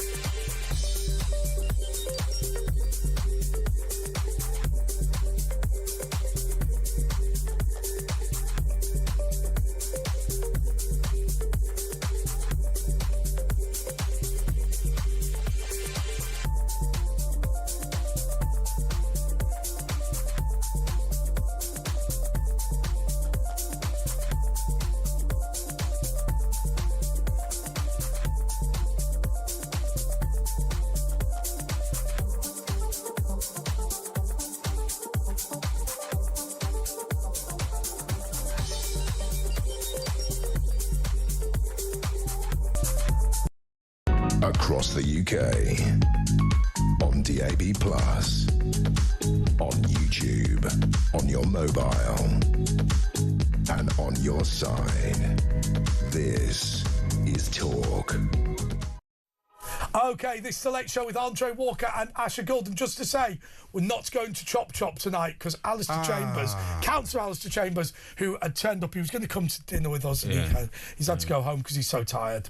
Oh my God, I'm tired. But it's all about your call, 0344 499. What, can we get a call lined up, seeing as we're meant to be? Well, I'll tell you what we could do. We could say to people, do you agree that Andrew Mountbatten Windsor should be dropped from the line of succession? I don't, simply because we would have to change the line of succession in 50 countries where the king is the king. Places like Jamaica, places like Places like Australia, places like Canada, and actually I think he should be removed as a Council of State, which means that if the King is incapacitated, then Andrew Mountbatten-Windsor and others may be able to take charge. Anyway, that's the theme.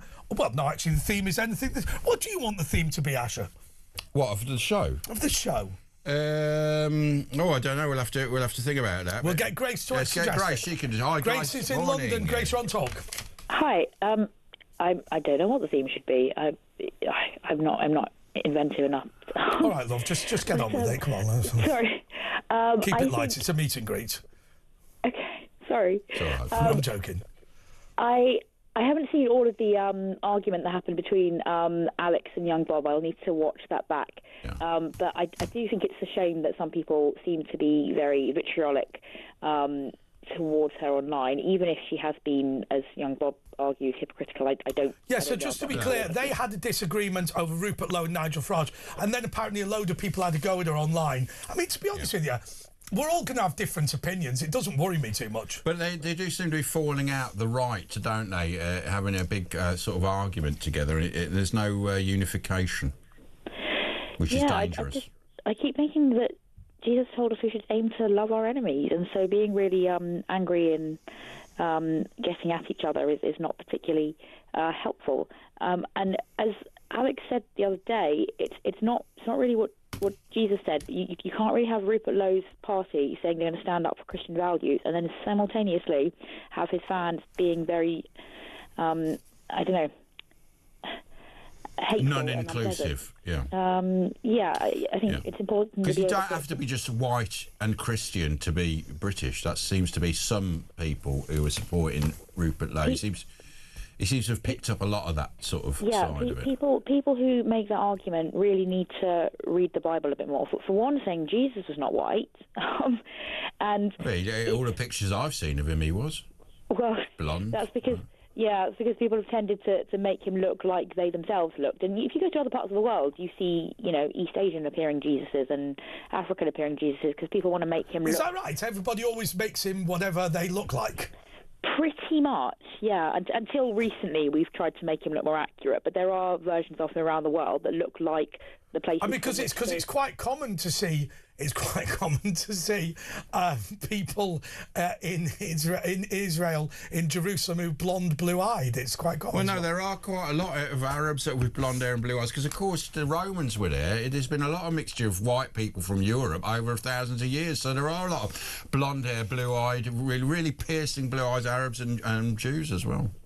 Well, I mean, some people now make the argument that Jesus has been portrayed as Caucasian sheerly because of white supremacist attitudes. I don't think that's necessarily the whole of it. I think, as I've just said, people have tried to make him look like their own culture so that they can relate to him as much as possible. But we live in a society now where we know what all kinds of people look like, and we know that he actually looked like someone from that part of the world. Well, we don't really know that, do we? I mean, we don't know that he wasn't an albino, as an example. Somebody, I'm giving an extreme example, somebody who looks completely different from the rest of their community. It does happen. No, because it says that there was nothing remarkable about his appearance that was... Yeah, it would have said, wouldn't it, if he was, But I suppose, I mean, I was saying this to Asher before, I think like most Western Europeans, I'm 1% Jewish. I mean, I could have a child tomorrow that looks completely like somebody from the Middle East. I mean, more likely because my dad's Greek, but you know what I mean? I mean, that genetics still exists within me. Yeah. The thing is that ultimately his message is completely separate from anything about heritage.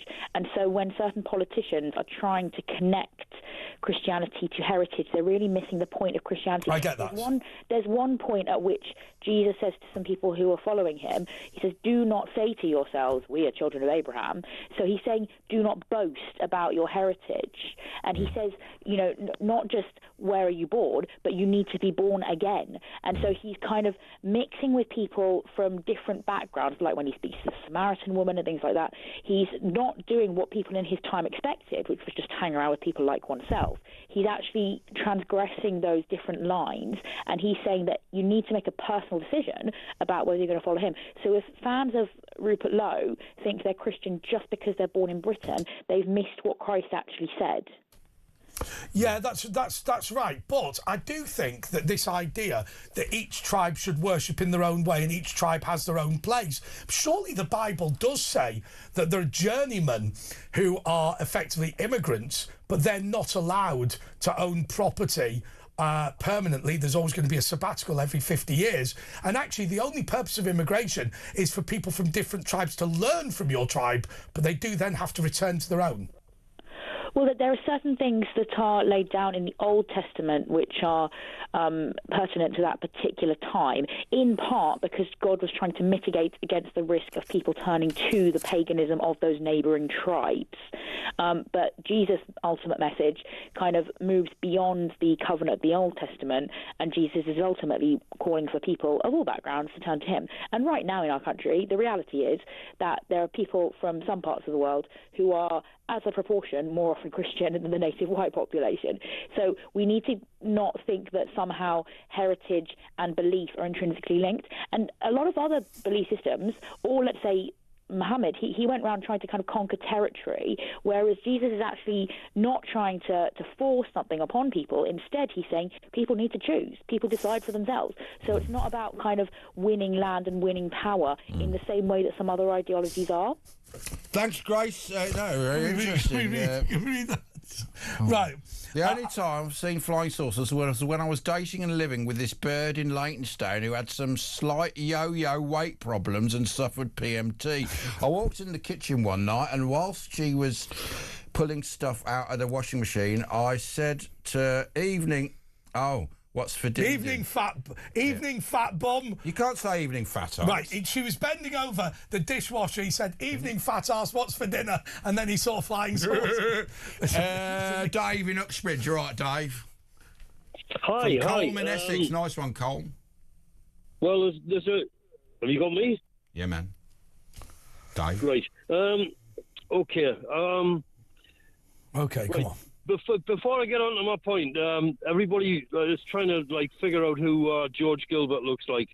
Elizabeth I. Do you know Elizabeth I? Yeah. Bright red hair. No, it's Lorenzo de Medici. Let's have a look. Lorenzo what? Not Lorenzo's oil kid. Lorenzo de Medici.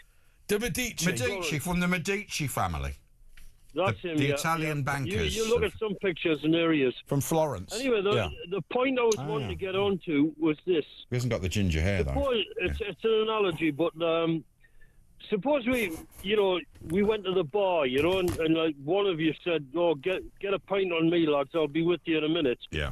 And then we go and run up a bill of like 400 quid, and you turn up, like say it's Andrea, right? And he turns up and he says, "Well, you got lots of money. It's okay. That's all right. You can pay it." Oh, go on, you must pay it. Like it's the thing to do. It's a preposterous situation, and yet we do that with politicians. Yes. And it's usually the Labour Party gets in, and they completely wreck everything and spend unbelievable. Unemployment has always been higher after a Labour government, apart from in 1920 something, 22. So we have to have a system that sets limitations on people. You have to work within a budget. It's like having a wife. Well, I also think, if you mislead Parliament, you have to quit. I think if you mislead the electorate with a false manifesto, I think that there should be another vote of no confidence from the general public. I mean, why should you lie to the public and then just carry on like Starmer has, or like Boris Johnson absolutely, did? Yeah, but there must be a way of restraining them, because I call it Mugabeonomics. Mugabeonomics, Mugabeonomics. Yeah, Mugabeonomics.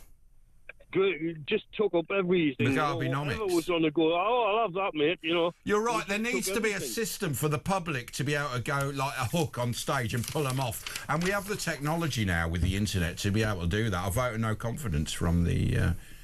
Well, I think this is something Nigel Farage has got to think of and put in his policy. Because they're gonna sort it out. They've got it, and then 5 minutes down the line they'll wreck it. At the minute they're discussing the cap, the two-child cap, the triple lock. Oh, the triple lock, yeah. And also means testing pensions, because they don't have enough money to fund it. fund it. And the bleeding obvious thing to do would be like, well, A, stop giving money for the Chagos Islands. B, just stop spending 500 quid a piece on migrants living in hotels, you know. And our our welfare system is totally out of control, like Sir Jim Radcliffe said. And that as well, you know. Like, I mean, 9 million people on the dole now. 9 million. Stop it. Just put a stop to it, you know. Thanks, Dave. Right, we've got a little break at this juncture, so 03444991000. We've got Kevin, Robert, Carol, Wayne, the Lincolnshire Poacher, Angela, possibly Graham with a song, and you two just give us a ring on that number. It's Talk with Andre and Ash.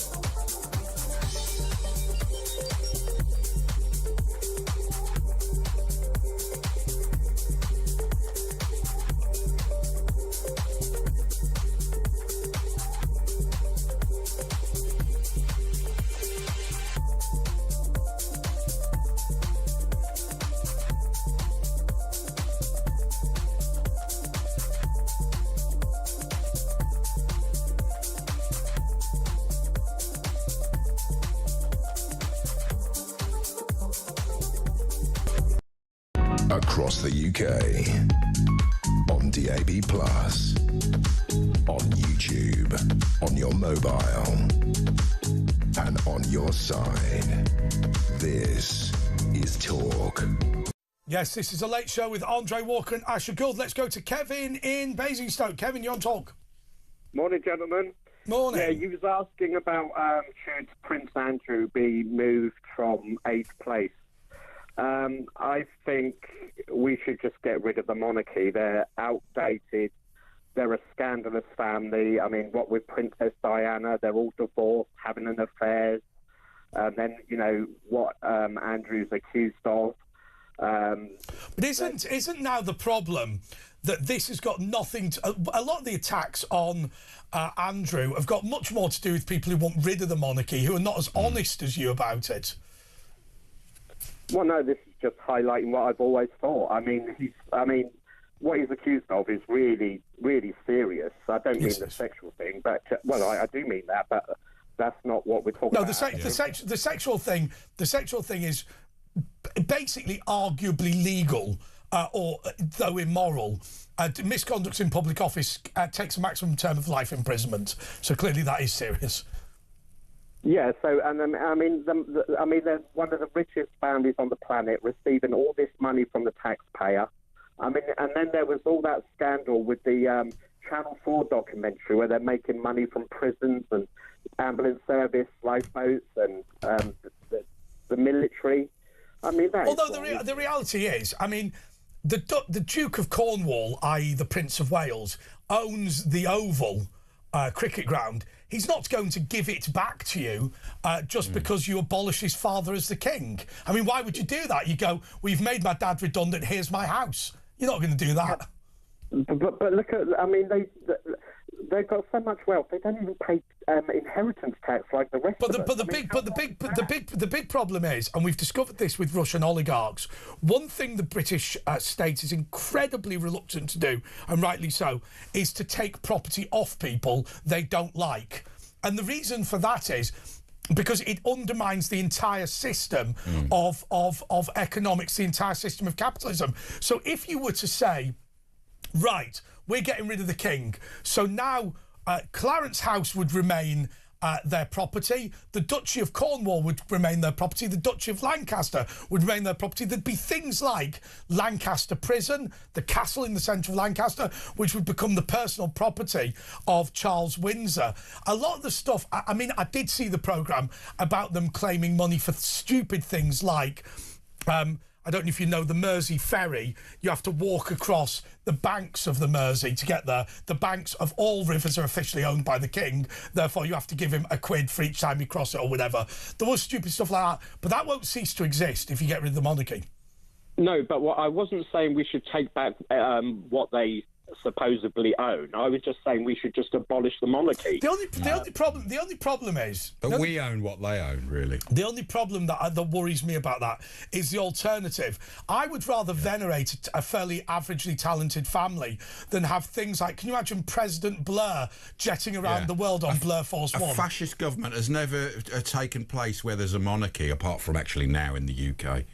I knew you was going to say that. People always say that. Oh, can you imagine if we had a Tony Blair or a Boris Johnson? But we don't have to vote for a Tony Blair or a Boris Johnson. We could vote for Clarkson or Elton John, some Nelson Mandela figure or somebody that we... Yeah, and you've got that little Michael Higgins fella from the Irish Republic, but he wasn't exactly global great, was he, Michael Higgins?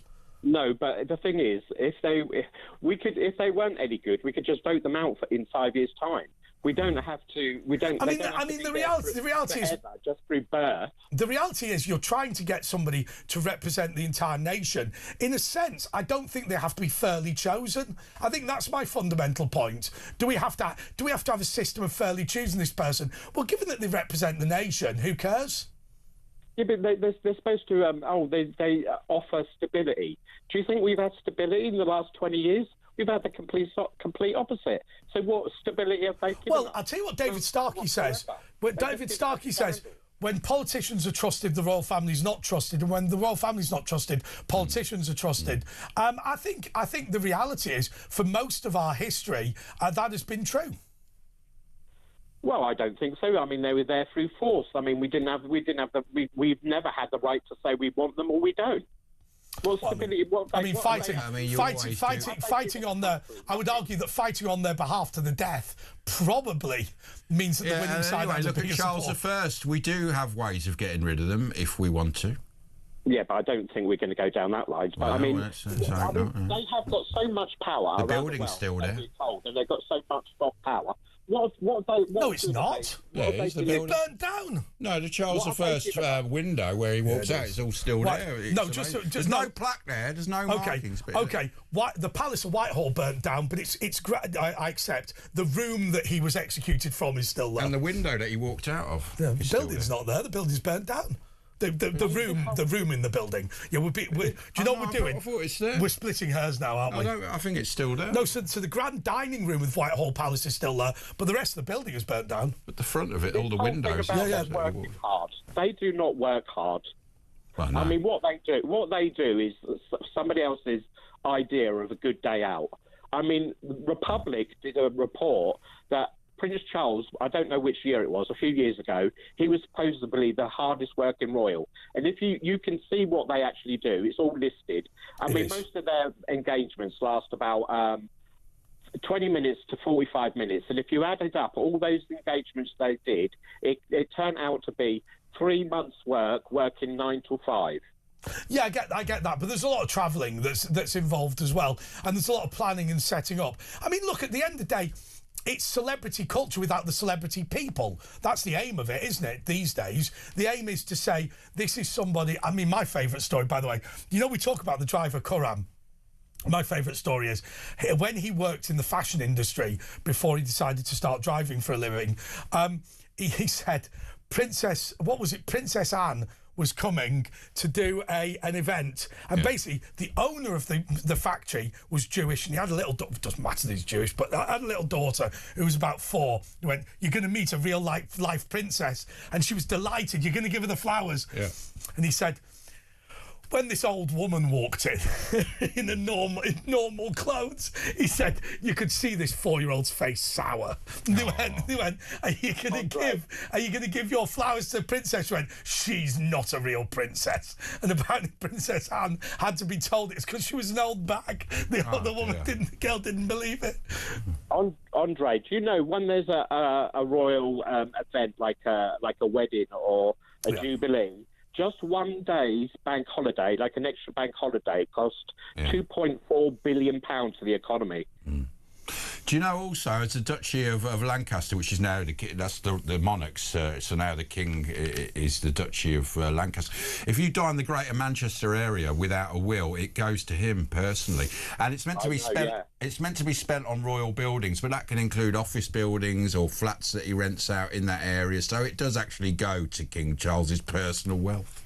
If you die I was going to say that, but I forgot. Yeah, that's right. If you haven't got a will, you live on his land.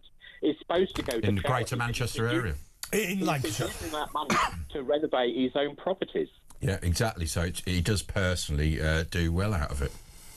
The one thing I will say about that... He makes good biscuits. On that subject, I will say one thing about that. If you die intestate in Lancashire, it does go to the king.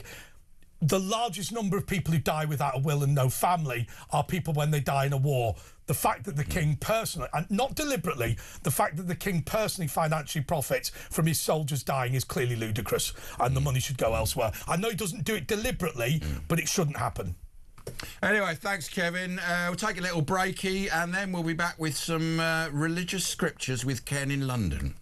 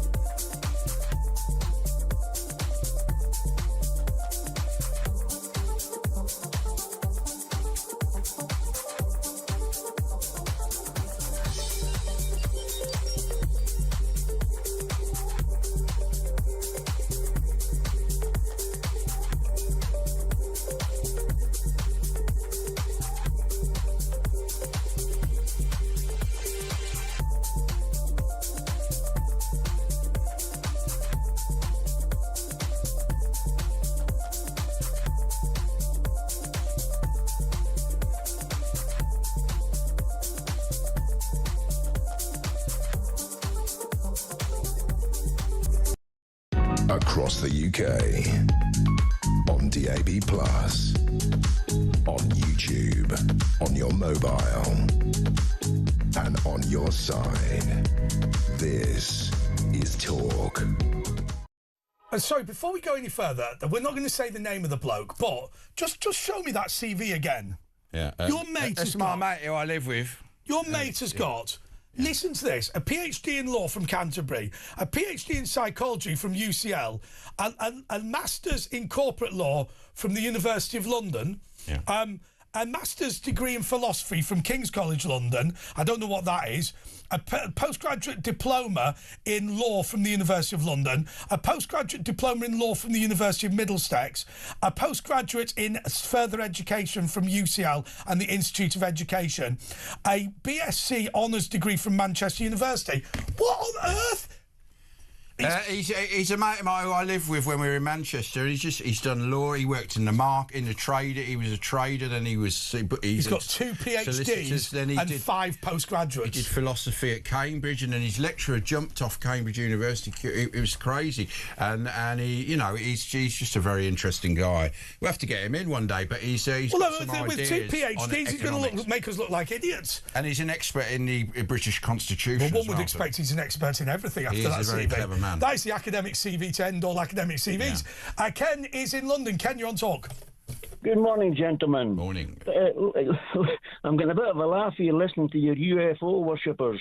Listen, UFOs are demonic manifestations. They're forces of evil. They're messengers of Satan. They're agents of Satan. How do you know that? How do you know there are? I mean, God made aliens as well. How do you know they're not just another life form? It doesn't say in the Bible God made aliens. God created. Well, He made the heavens and the earth. Aren't they from the heavens? The heavens is the universe. Ash, the purpose behind UFOs is this. The purpose is to undermine the reality of the gospel and Jesus Christ, and many will be deceived. They worship UFOs rather than Jesus Christ, our Saviour. Oh, no, I don't think he's done that. I think what he said is that he thinks that UFOs potentially are demons. Sorry, Joe, you're back in the studio. A UFO expert. Ken, I understand where you're coming from with this. In fact, me and Matt, we were both saying we weren't ruling out the possibility that there was something demonic behind the phenomenon. Yes, I heard you say that. I totally agree with that. But we have to understand what's happening here. The Bible even warns us that because men will not receive the love of the truth, looks like Rick Astley, doesn't it? God is going to send a strong delusion that they will believe a lie. If we continually rebel against the revelation of Jesus Christ in the Bible, God is going to send a strong delusion.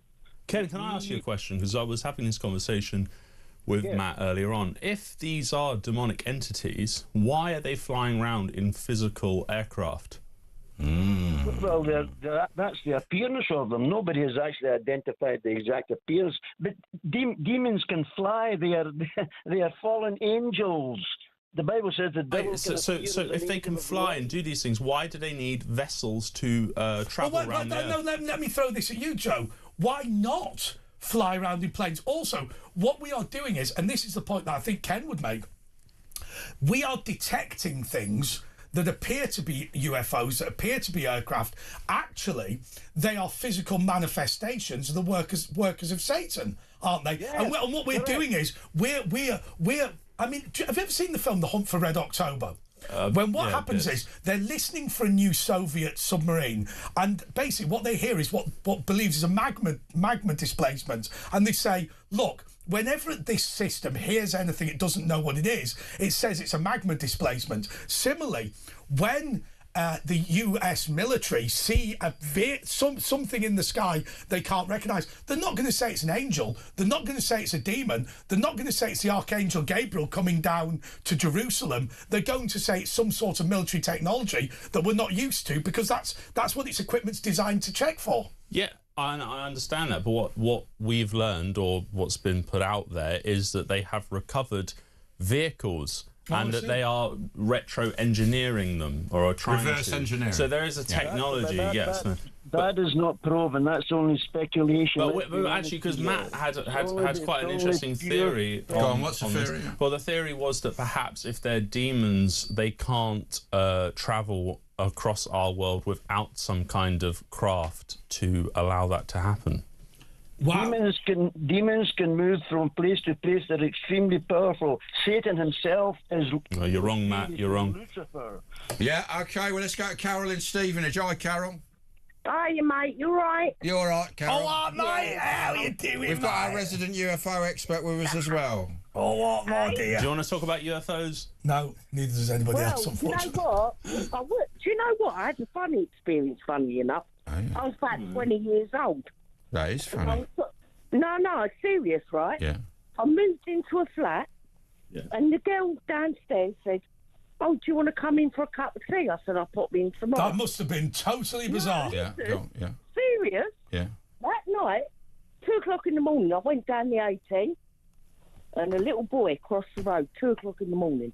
Yeah. I made the old man stop the car. Yeah. Right, serious. Yeah. Right, next day I told the girl. And she said, "What?" And I described this boy. Did you not stop because there was a 2-year-old child on his own? Did you not stop and go, "What are you doing?" Mum on the phone. Her little brother fell out the back of the car 20 years before. In exactly. But you didn't. Did you not? When you saw a child, did you not stop and go? I stopped. And you talked to the child. I couldn't describe him, mate. That is weird. That is strange, isn't it? I'll tell you what happened. Did you not take the kid with you? If there's a 2-year-old kid, you wouldn't just leave it. I'll tell you what. I got out the car. Yeah, but did you take the kid to the police? I mean, what, you just went, "Oh, I'm just going again now," and leave a 2-year-old? Couldn't There's no one there. Honestly, I do believe there is something there, but more to the point, right? I'll tell you what we did once. Me and Matt, we get the driver back from Talk that Talk pay for, and we were driving through Windsor Great Park, and there was a woman, a young girl walking. So the driver said, "Listen, we think we should give her a lift home. You know, she looks like she's distressed." When I got out of the car and walked up to her, she was a Cronenberg.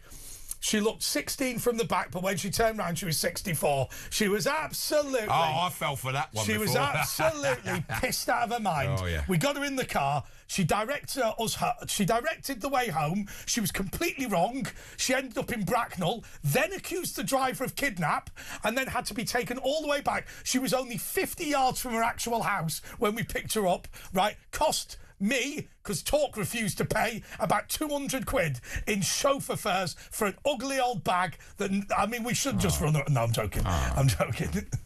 Ugly old bag. Thanks, Carol. Right, Ben Fletcher is here to talk about his show, because after the show it's Talk Sport and Talk TV. He's transitioned from Joe, Alien Technology, and Ben's here. He's had a haircut. I haven't actually. He hasn't had a haircut. Do you know what it was? I washed it this morning, but when I had my pre-show shower, or duchasse, as we say in Spanish, I didn't wash it, so it's maybe just the grease that's making it look a little bit shiny. You missed an absolutely great segue, by the way, from one old bat to another, you could have said. I was going to know when you said pissed, I was going, "Well, talking to that, here's Ben." Yeah. I've not had a drink since the 28th of December. No, you can't, can you? No. How's that going? Yeah, fine. And as your very boring, but I'm just not missing is your counsellor happy with your progress? No, I'm joking. So what's on the extravaganza? What have you got? First of all, non-sport. What non-sports? We have got a global DJ on this morning's show, Mark Cottrell, who's based out in Las Vegas. Based out in Las Vegas, originally from Bude in Cornwall, and life took him out to the States, and he's playing in Mexico City this weekend. So if you like your sort of 90s house, a bit of garage, sunshine vibes. I like A State of Trance by Armin van Buuren. There we go. I don't know if he does that one, or maybe he has a remix of it. I don't know. No, but he's a DJ. Yeah, absolutely. But he's on at 1:30. On the Wheels of Steel. You're going to spin on the Wheels of Steel. So what he's going to be talking about his life and all that. It's amazing DJs. They do like 2-3 clubs. The top ones make 100 grand here, and then they fly somewhere else, make 100 grand. Somebody told me.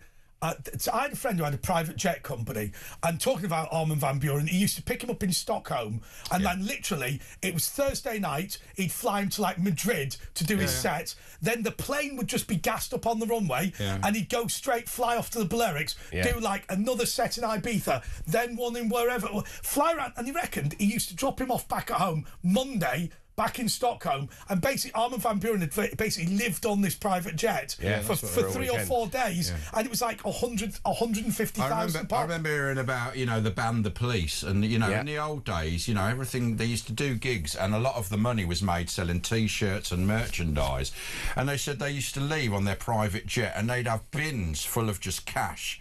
just plonk them on the plane and like that sounds like Virgin Radio. Yeah, Chris Evans TFI Friday, isn't it? That's going. What else you got? Is it then sport? Is it? Yeah, mostly sport. Obviously, Arsenal got beat. Sorry, they didn't get beat. It felt like a defeat, but they drew with Wolves during the week. I hate to sound like a smart ass, but some of us did actually suggest that might be on the cards. Villa going to win the league, are they? I think they'll win the league. I think top four's pretty nailed on. But on the subject of DJs, you talking about people living on jets. We had a guest, I think it was the start of the year, Steve Blacknell, TV presenter in the 80s, who interviewed Phil Collins on the tarmac at Heathrow. And you'll remember Phil Collins performed on in Live Aid and the Concorde. That's right. He performed in England and in Philadelphia, absolutely the same day. And was it Carl Cox, the DJ, who saw in the Millennium? I think he was in Australia, and then he was somewhere over towards the east, and then he also performed somewhere else. So we saw in New Year's twice. Somebody told me, I don't know if this is true, somebody told me that Judge Jules was studying law. At Bristol, yeah. And when they used to serve the noise abatement orders to shut down illegal raves, he used to come out and argue with the police inspector, and he acquired the nickname Judge because he knew all the. Well, he did law at Bristol with a mate of mine actually. Oh, did he knew Judge Jules. So is that true that basically he acquired the nickname Judge because he could stop them shutting down illegal raves because the paperwork wasn't right? Because he studied law as well, I think. You must have been to a couple of illegal raves. Yeah, I mean, I was, at the time, they were amazing, and it was the Criminal Justice Act in 1992 after a sort of spiral tribe. So it was when the Travellers started getting involved, and you get thousands of people, and I think it was John Major brought it in. It might have been. But I'm not being funny, but if you've got quite a nice barn.